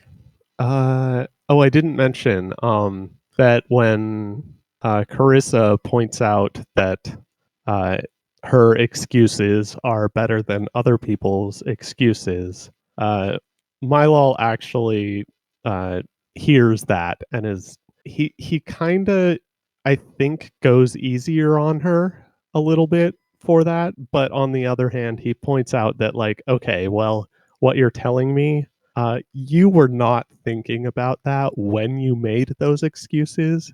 You are just making that up to tell me about it right now. And you need to think quicker. So, um, so uh, he did not take away the punishment that he was going to have Elias give her, but instead he decided to break it up into, instead of an hour, have it be 20 minutes now and some amount of time later. But he says, don't mistake the reduction for mercy. It's about the degree to which you being slightly better rested tomorrow is a military priority, which we've kind of seen in a lot of things. Just this idea that, like, the only time uh, the system, like the superiors, will do something for their subordinates, it's not as a reward for them. It is, they will do something because uh, them feeling better makes them more useful, right? Right. So her not being tortured as much right now is going to make her better at doing her job tomorrow. Kind of, it's interesting that they recognize that and yet still have torture as their primary punishment. Like, they call it correction, and so you'd think correcting somebody more would make them better able to do their job tomorrow. But I guess being slightly better rested in this case is more important. Well, they just like being evil, actually, in the end. Yeah. Why logic it further than that? Yeah. Um, Although Carissa actually doesn't get very much punishment out of this that we see, Mhm. because, as I mentioned, she's pretty good with these excuses. Mhm. And one of them, her excuse is actually basically that she didn't know that that bad thing was the case, and that's that the Haremites are not getting paid. And she just thinks, she says, "Wait, they aren't?" Because for whatever reason, she assumed that they should be getting paid for doing this job, even though, like, it's not out of character for the totalitarian government to just order people around. Um, In this is character probably, as her giving an excuse, you know? no, that was not in character. Mm, That was her. Let's see, where's the quote? I think you Uh, could read it either way. so it's all right. Quote. Uh, so she the first one. No, yeah. So we have Keltham learns that the girls aren't getting paid, and uh, her response is, "Are they not? Fucking pay the girls. We aren't telling any lies that we don't need to." So that is Hey, definitely that's out of directed character. at Elias, right? Yeah. Yeah. Um, to which that one, I think, is maybe the only one she gets reprimanded for. She gets a slap for that, I think, just for breaking character, maybe. But she points out that, like, that is a thing that should be easy enough for them to do without uh, having to rewrite books or cast Right. illusions everywhere. Like, this is just a very easy thing. Keltham likes people getting paid for things that they want to do. You have money, give the money to the people who are doing things for you. It's not Yeah. rocket science. And then that goes on for a while, and at the end of the chapter, it says Carissa loves her job, which is, Yeah, at that least is she's just enjoying it. All that is the excuse making. yeah. I that is a great way to close out this scene where she's just like being so competent is what it is, and she is so confident about her competence, and she's not actually getting much correction here, which is interesting. It's more like practice than it is correction, I think. So I wonder uh, if she's going to get some actual correction later, maybe when she comes back for the rest of her session that is not the 20 minutes today. But yeah, so Carissa loves her job. And then we go back to our spell list in Interlude 8 Vocabulary. And this is Ione, who was working diligently on trying to remember all the cleric spells she knows off the top of her head and write them all down. And I think you have some spells that you wanted to pull out that she had edits to, I think. Because this is just a big list of spells, and they're not really interesting at all, except that the crossed out ones are interesting because, of course, she decided to cross them out and not let Keltham know about. So, some of them are more interesting than others. One of the more interesting is that they've taken the spells that are called Abadar's X and made them instead Keltham's X, which is Uh, funny. I don't know that there are any Abadar's X here. You might be giving us future knowledge. Nah. But she does wonder at the end of her spell list. Oh goodness. She wonders if what they should do about spells that are for specific deities. Uh, so uh, she, on reflection, is feeling concerned about Cheliax's chances of fooling Keltham if Abadar grants more carefully chosen spells like Abadar's truth telling. Yeah, and But there in her aren't any list, in the list. that's known as Keltham's Truth Spell. Oh, Oh, Keltham's. which is not, I guess, from the fact that it's not even called like Keltham's Truth Telling. I guess she was Ah, just writing down that. Well, I mean, I guess you have this spell. I don't know. I put it on the list because I saw you do it. I don't know what it is. yeah. You know. Because they were playing like they didn't know what that spell Yeah. does, and Right. they might not have actually. But I'm sure at least Ione will have researched it. Uh, but yeah, there are some interesting edits. For example, the spells that they know that he knows that he has just cast, like Aura Sight, Invisibility Purge, Vision of Hell, uh, security in looking over her list and making sure that she's crossing out the correct ones, decides to uh, leave Aura Sight on there, but cross out Invisibility Purge because if either they were all crossed out or all included, it would uh, look like they were giving Ione specific directions.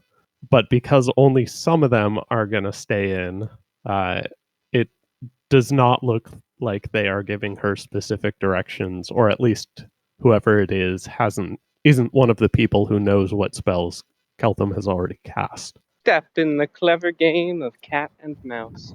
Mm-hmm. Yeah. There are some spells that are like spells that work on outsiders, which is a class of creature in Pathfinder who live on outer planes somewhere. So I think devils and demons might be outsiders. Mm-hmm. Uh, but the basic idea of outsiders being people not from the mortal plane means she's curious if they would work on Keltham because he's not from Galarian itself, right? Right. So, usually when you have an outsider, it's from something like a summoning spell. And so the spell you might cast on an outsider would be, return to your realm, banishing them from this realm. So they probably, if they want Keltham to stick around and share his knowledge with, they should probably not test with that spell in particular. Mhm. Speaking of sharing his knowledge, there are a bunch of spells she's crossed off, and they're all interesting in their own ways. Like conditional favor, provide another spell whose effects reverse if the target breaks a restriction, which she's already thinking like, oh, he's going to use this to be another truth spell. I'm Yeah, sure. But then which is also, not wrong at all, yeah, since we've seen that with fairness, how he tried to tweak that into yeah. uh, working as a truth spell. And then there's ancestral communion. You contact your ancestors to bolster your own knowledge, which could be incredibly powerful if this allows him to like talk to Dathomani. Specifically, it would be incredibly dangerous because it would allow him to talk to Dathalani from before the screen. Oh, maybe. So Yeah, I don't he know. could get info hazardous knowledge if he casts that spell. I I don't mean, remember if he's told her about that specifically. So if her crossing it off is informed by that. But we know that at least that there's some kind of info hazard on Dathalon. does it like contact your grandfather or like the king of France who was your grandfather 10 generations removed? Uh, that I'm no. Let me look that up really quick. Or as I initially read it, even though it's probably not true, it's probably like someone's a ghost. Like maybe you can just talk to your dad. Oh, I'm gonna communicate with my ancestor, my dad, who's still alive. Who's still Hi, alive? dad. Hi, Dad. I'm in Galarian now. Yeah, How are I'm in a things? pocket universe. Please contact the serious people. Get a keeper on the line now. So the spell description does call it consulting with the spirits, Mm. uh, and you may consult with the spirits for this purpose as often as you like while the spell remains in effect. Only you can hear the spirits speak to you. Oh, so that would be basically anything I think that would give Keltham knowledge that they would not be able to witness is probably a dangerous spell Mm. that they would not want him to have. And I Mhm. actually haven't scoured this list to see if she's crossed out all such spells. No, Um, I haven't either because you can only read things like Shield of Faith, Shadow Trap.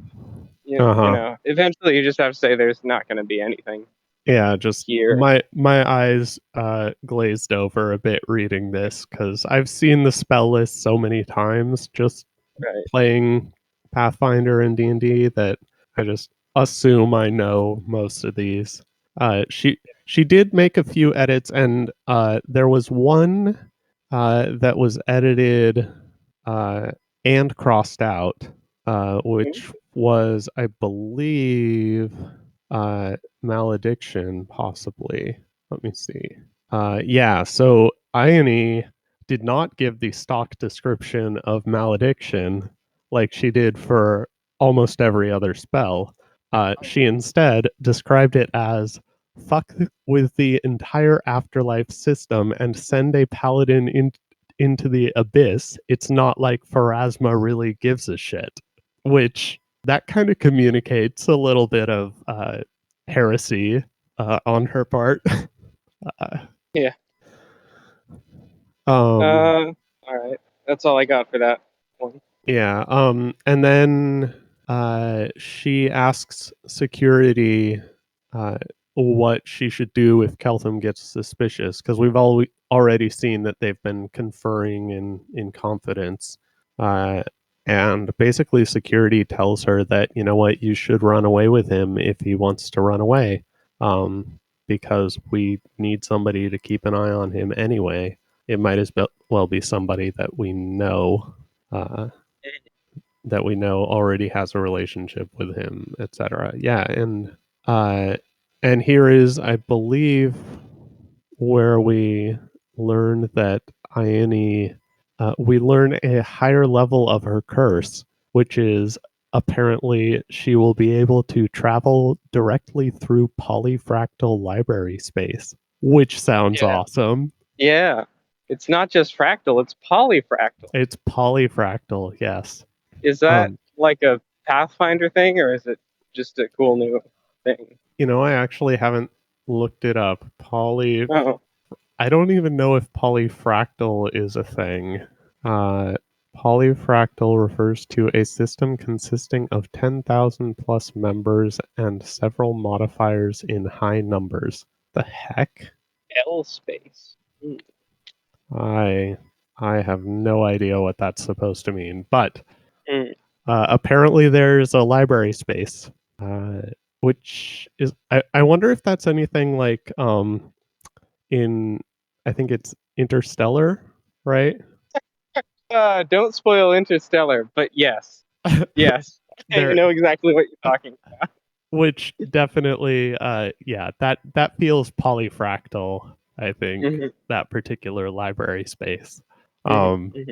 yes, if you haven't seen Interstellar, Don't worry don't about don't worry about it. But yeah, go in with some an open mind, let's say. Have you seen that ProZD video about when somebody says, "Well, not to spoil it, but don't get too attached to that character."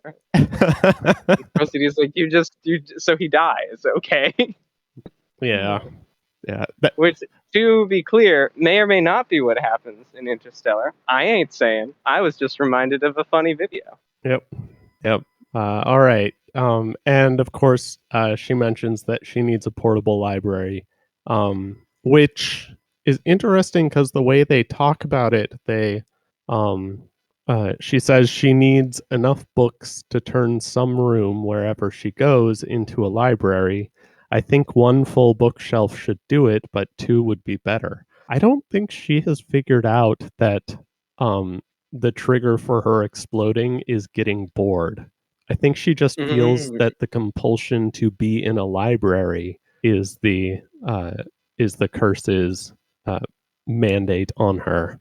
Mm. Because like if she just brings a bookshelf of books that either she's read before or uh, are not interesting to her, she's gonna have a rude explosive awakening someday when she gets bored, because there's only so many books a uh, bookworm can read while on the run, hiding in a cave. I think some old dungeon that's blocked from scrying. Me. Uh, Could be.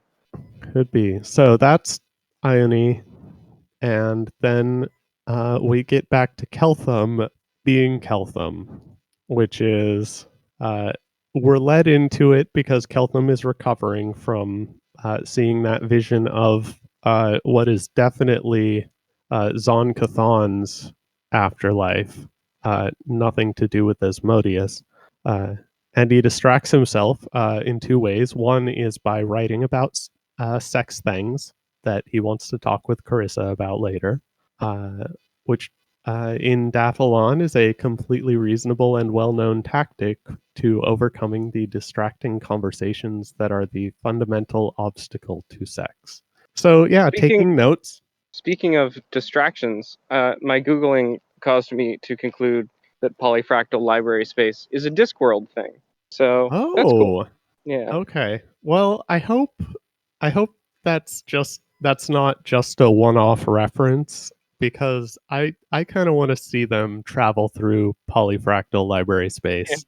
Yeah. Um, That'll be fun. that sounds cool for, like, we need to have some kind of library magic going on with this oracle.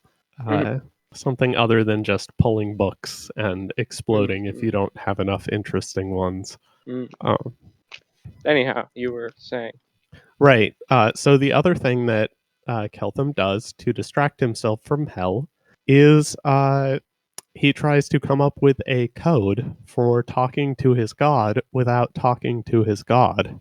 I'm not sure if he knows that he can't talk with his god, uh, or because I think clerics are supposed to be able to talk with their gods, aren't they? He's just noticed that nobody is answering, Yeah, he and just everyone hasn't around got. him has said, "That's weird." Yeah, but the communication he has gotten from his god is uh, the spells and the level up, basically, that he got, uh, Right. but no And words per se. vague feelings, I think, sometimes. Big feelings. So he's got some questions for his god and is basically like, okay, well, if I should run away with Carissa, uh, give me the spell. What is it? Lay of the Land? Uh, yeah. So give me the spell Lay of the Land if I'm supposed to run away. Give me the spell Lighten Object if chatting with you is fun and easy. Uh, he also asks what he should do about sharing his technology, basically, with Cheliax, because, of course, that's uh, a primary part of his project. But he knows that his god is not Asmodeus, and so maybe his god has some motivations for how he interacts with Asmodeans that go counter to the goal of giving them all the technology. Uh, Yeah. I think this part where he's coming up with a code is very cool. It's exactly what you would want to do, and it's fun to see how he like makes trade-offs and compromises in his code. Um, on the other hand, it does run on a little long because he does like 3 different revisions of his code. and we get to see all of them. Yeah, and There's then very much sausage being made in this chapter. by the end, I was like, I'll just trust that his code was all right. You know, I'll see Yeah. what he gets out of it later. And then he discovers that security is not always in the empty room with him, but he discovers that they are invisible usually. And he's confused why until they say, "Yeah, it's tactically a good idea." And he's like, Mhm. "Oh, yeah, yeah, it is. Okay." Um, and as we close out this scene, Keltham heads to bed, and that foreboding conversation we had with Nethys and Zon-Cathon earlier is not bearing fruit yet. We see Zon-Cathon cultists don't attack in the middle of the night, yet growth mindset. Um, and that brings us back to Carissa. So in chapter 74, Partners, Carissa has another morning guest, which I am sensing a pattern here. People like to talk to Carissa in the morning. Um, Mhm. in this time, it in this case, she has no idea where this person came from because they are just suddenly in her bedroom. She has not heard anything from security, and in that case, she recognizes immediately that she is way out of her league, and uh, that this person starts interrogating her basically, and uh, she decides, I'm just going to answer these questions because anybody who is authorized to be in this room is going to have been authorized to uh, hear these answers. And anybody who's not authorized to be in this room could probably kill me if I don't give these answers. So this is just the standard. If somebody's threatening to torture you, just give them what they want. Skip the torture part. Mhm. She just wants to survive the next hour.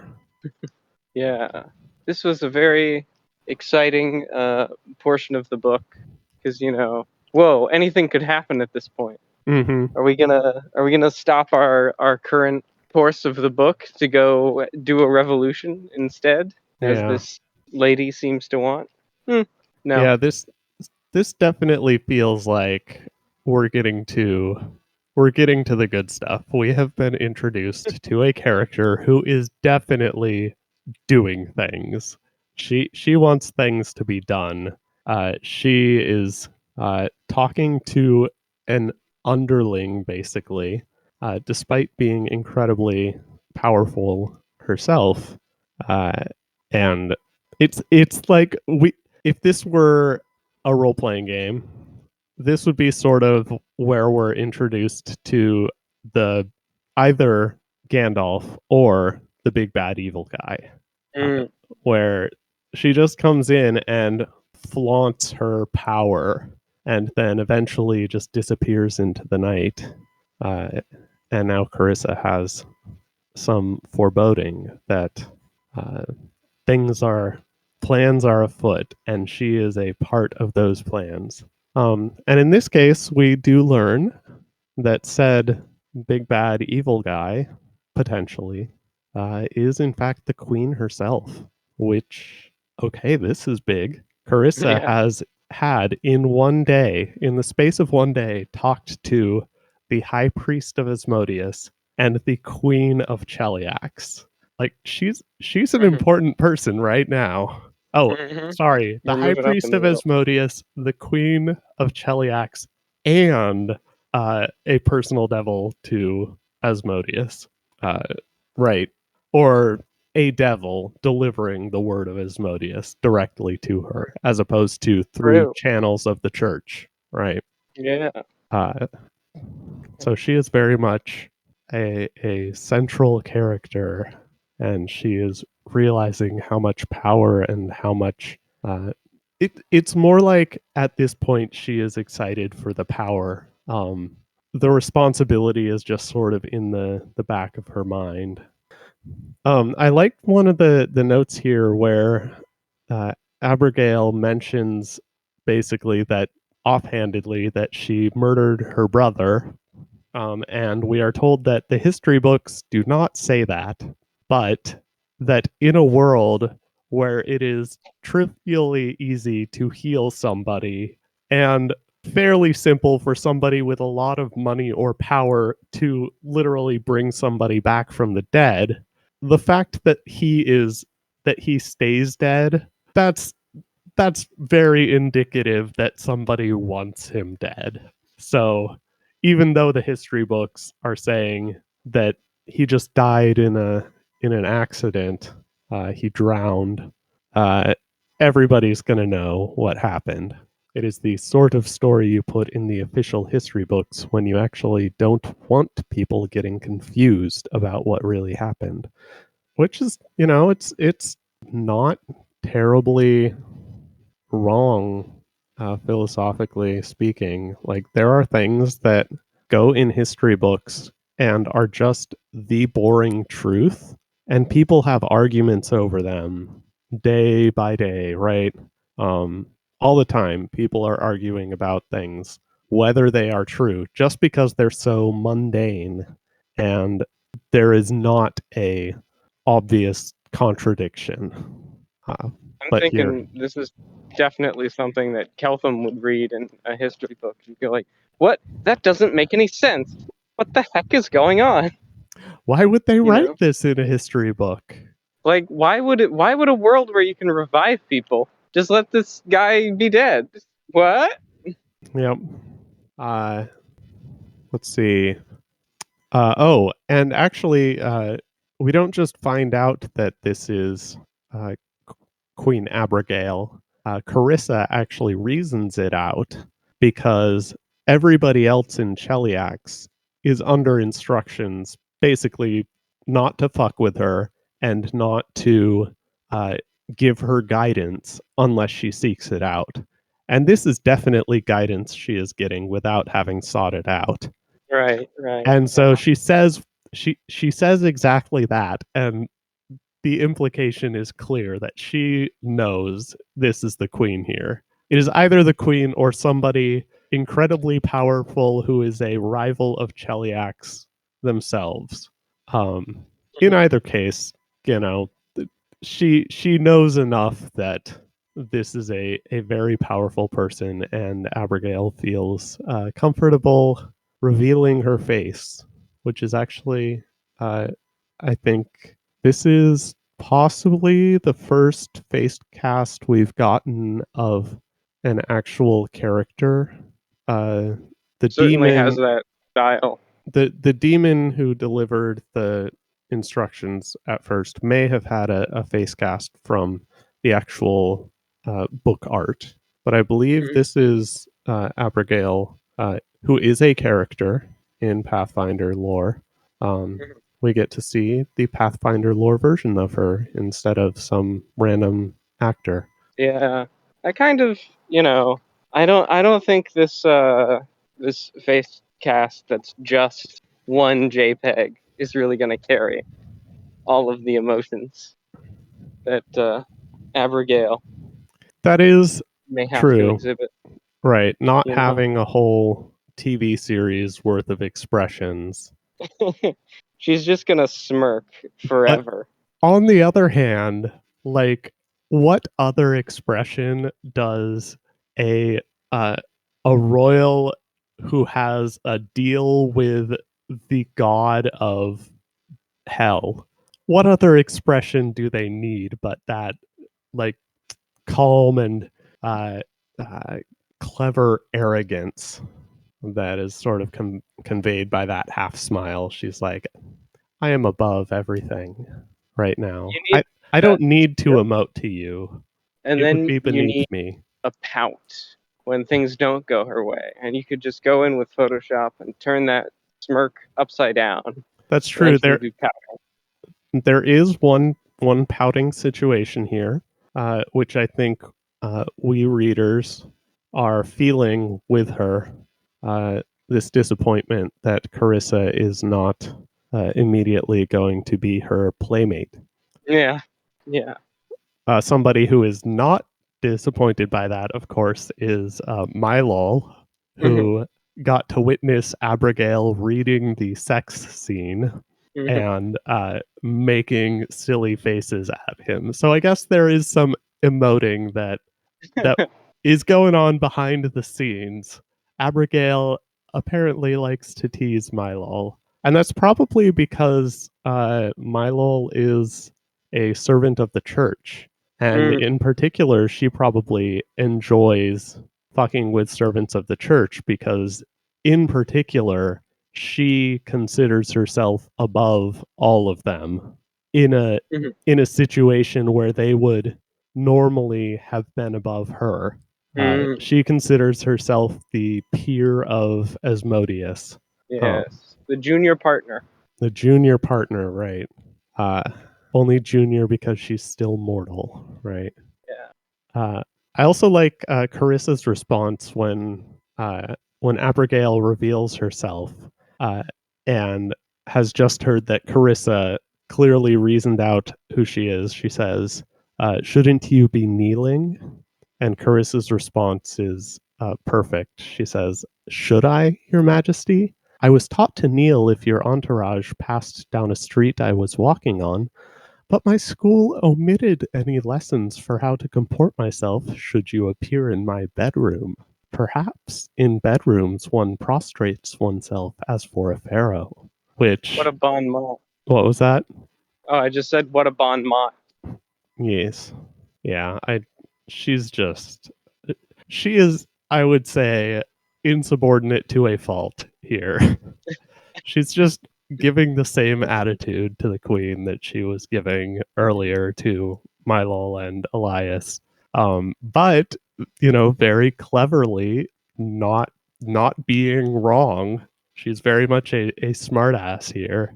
Um, we also learn not Aspexia, Abigail. Uh, wrong person in my notes. Abigail has a lovely method of execution for the people she really doesn't like, particularly the people who are devoted servants of Asmodeus and would love to be executed so they would go straight to hell. Instead, she would petrify them, ward them against detection, and bury them, which is rather cold. That just Yeah. means they're stuck there forever. Their soul will never get to the afterlife. Mm.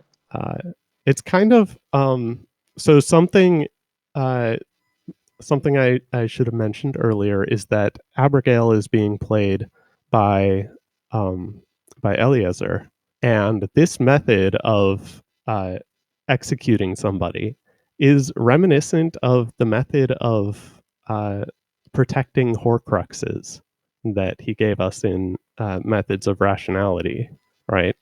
Uh, It if was pretty reminiscent of cryo-preserving yourself, but with an extra difficulty mode to unpreserving yourself. Yeah. So just a incredibly certain way of ensuring that nobody can do anything to the thing you want to keep. Just throw it in a hole.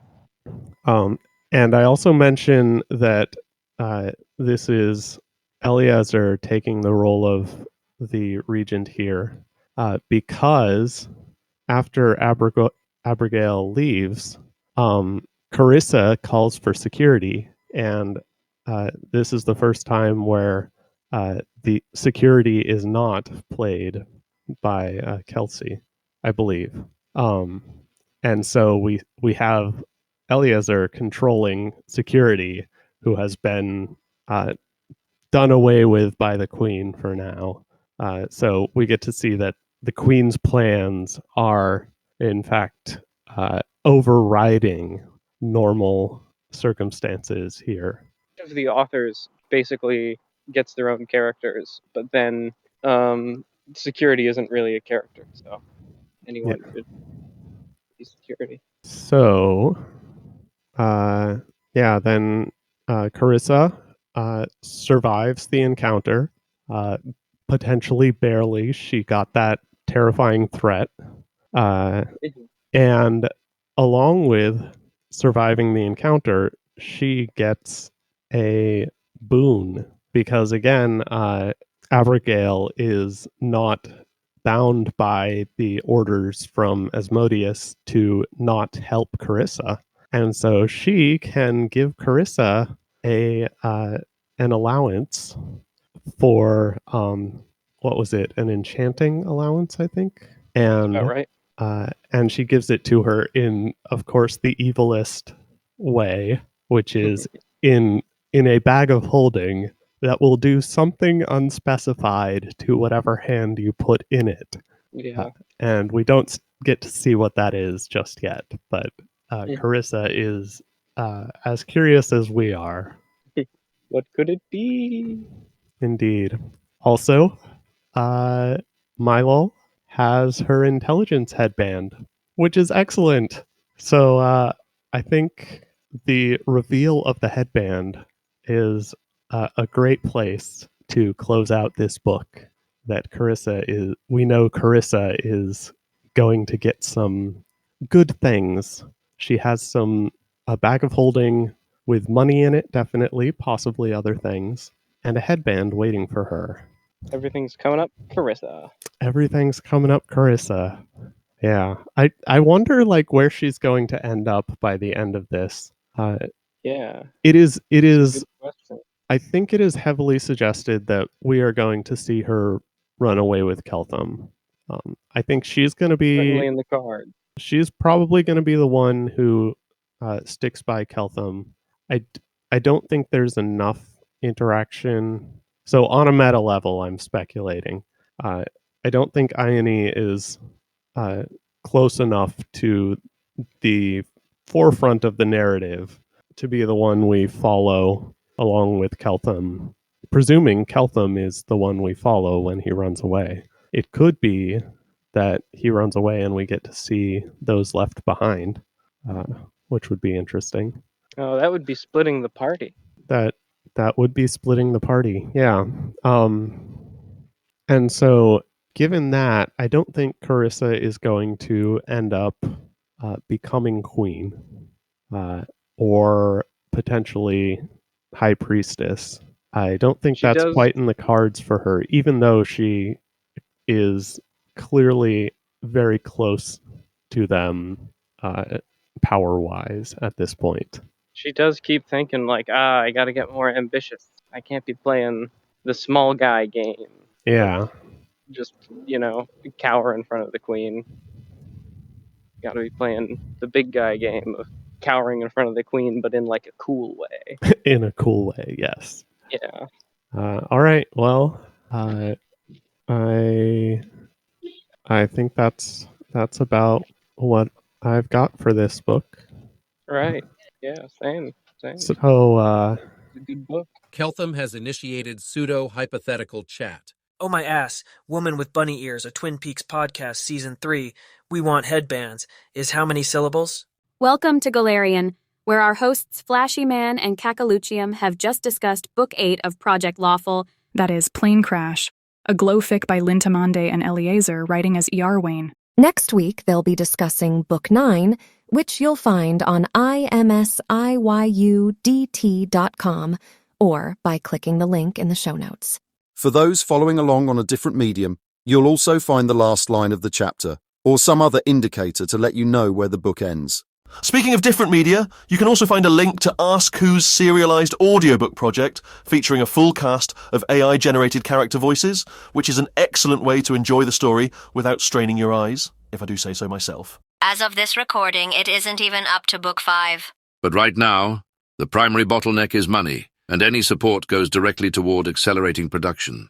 Hopefully to the point where listeners can enjoy the audiobook alongside this podcast and the weekly discussion on Discord, also linked in the show notes. Until next time,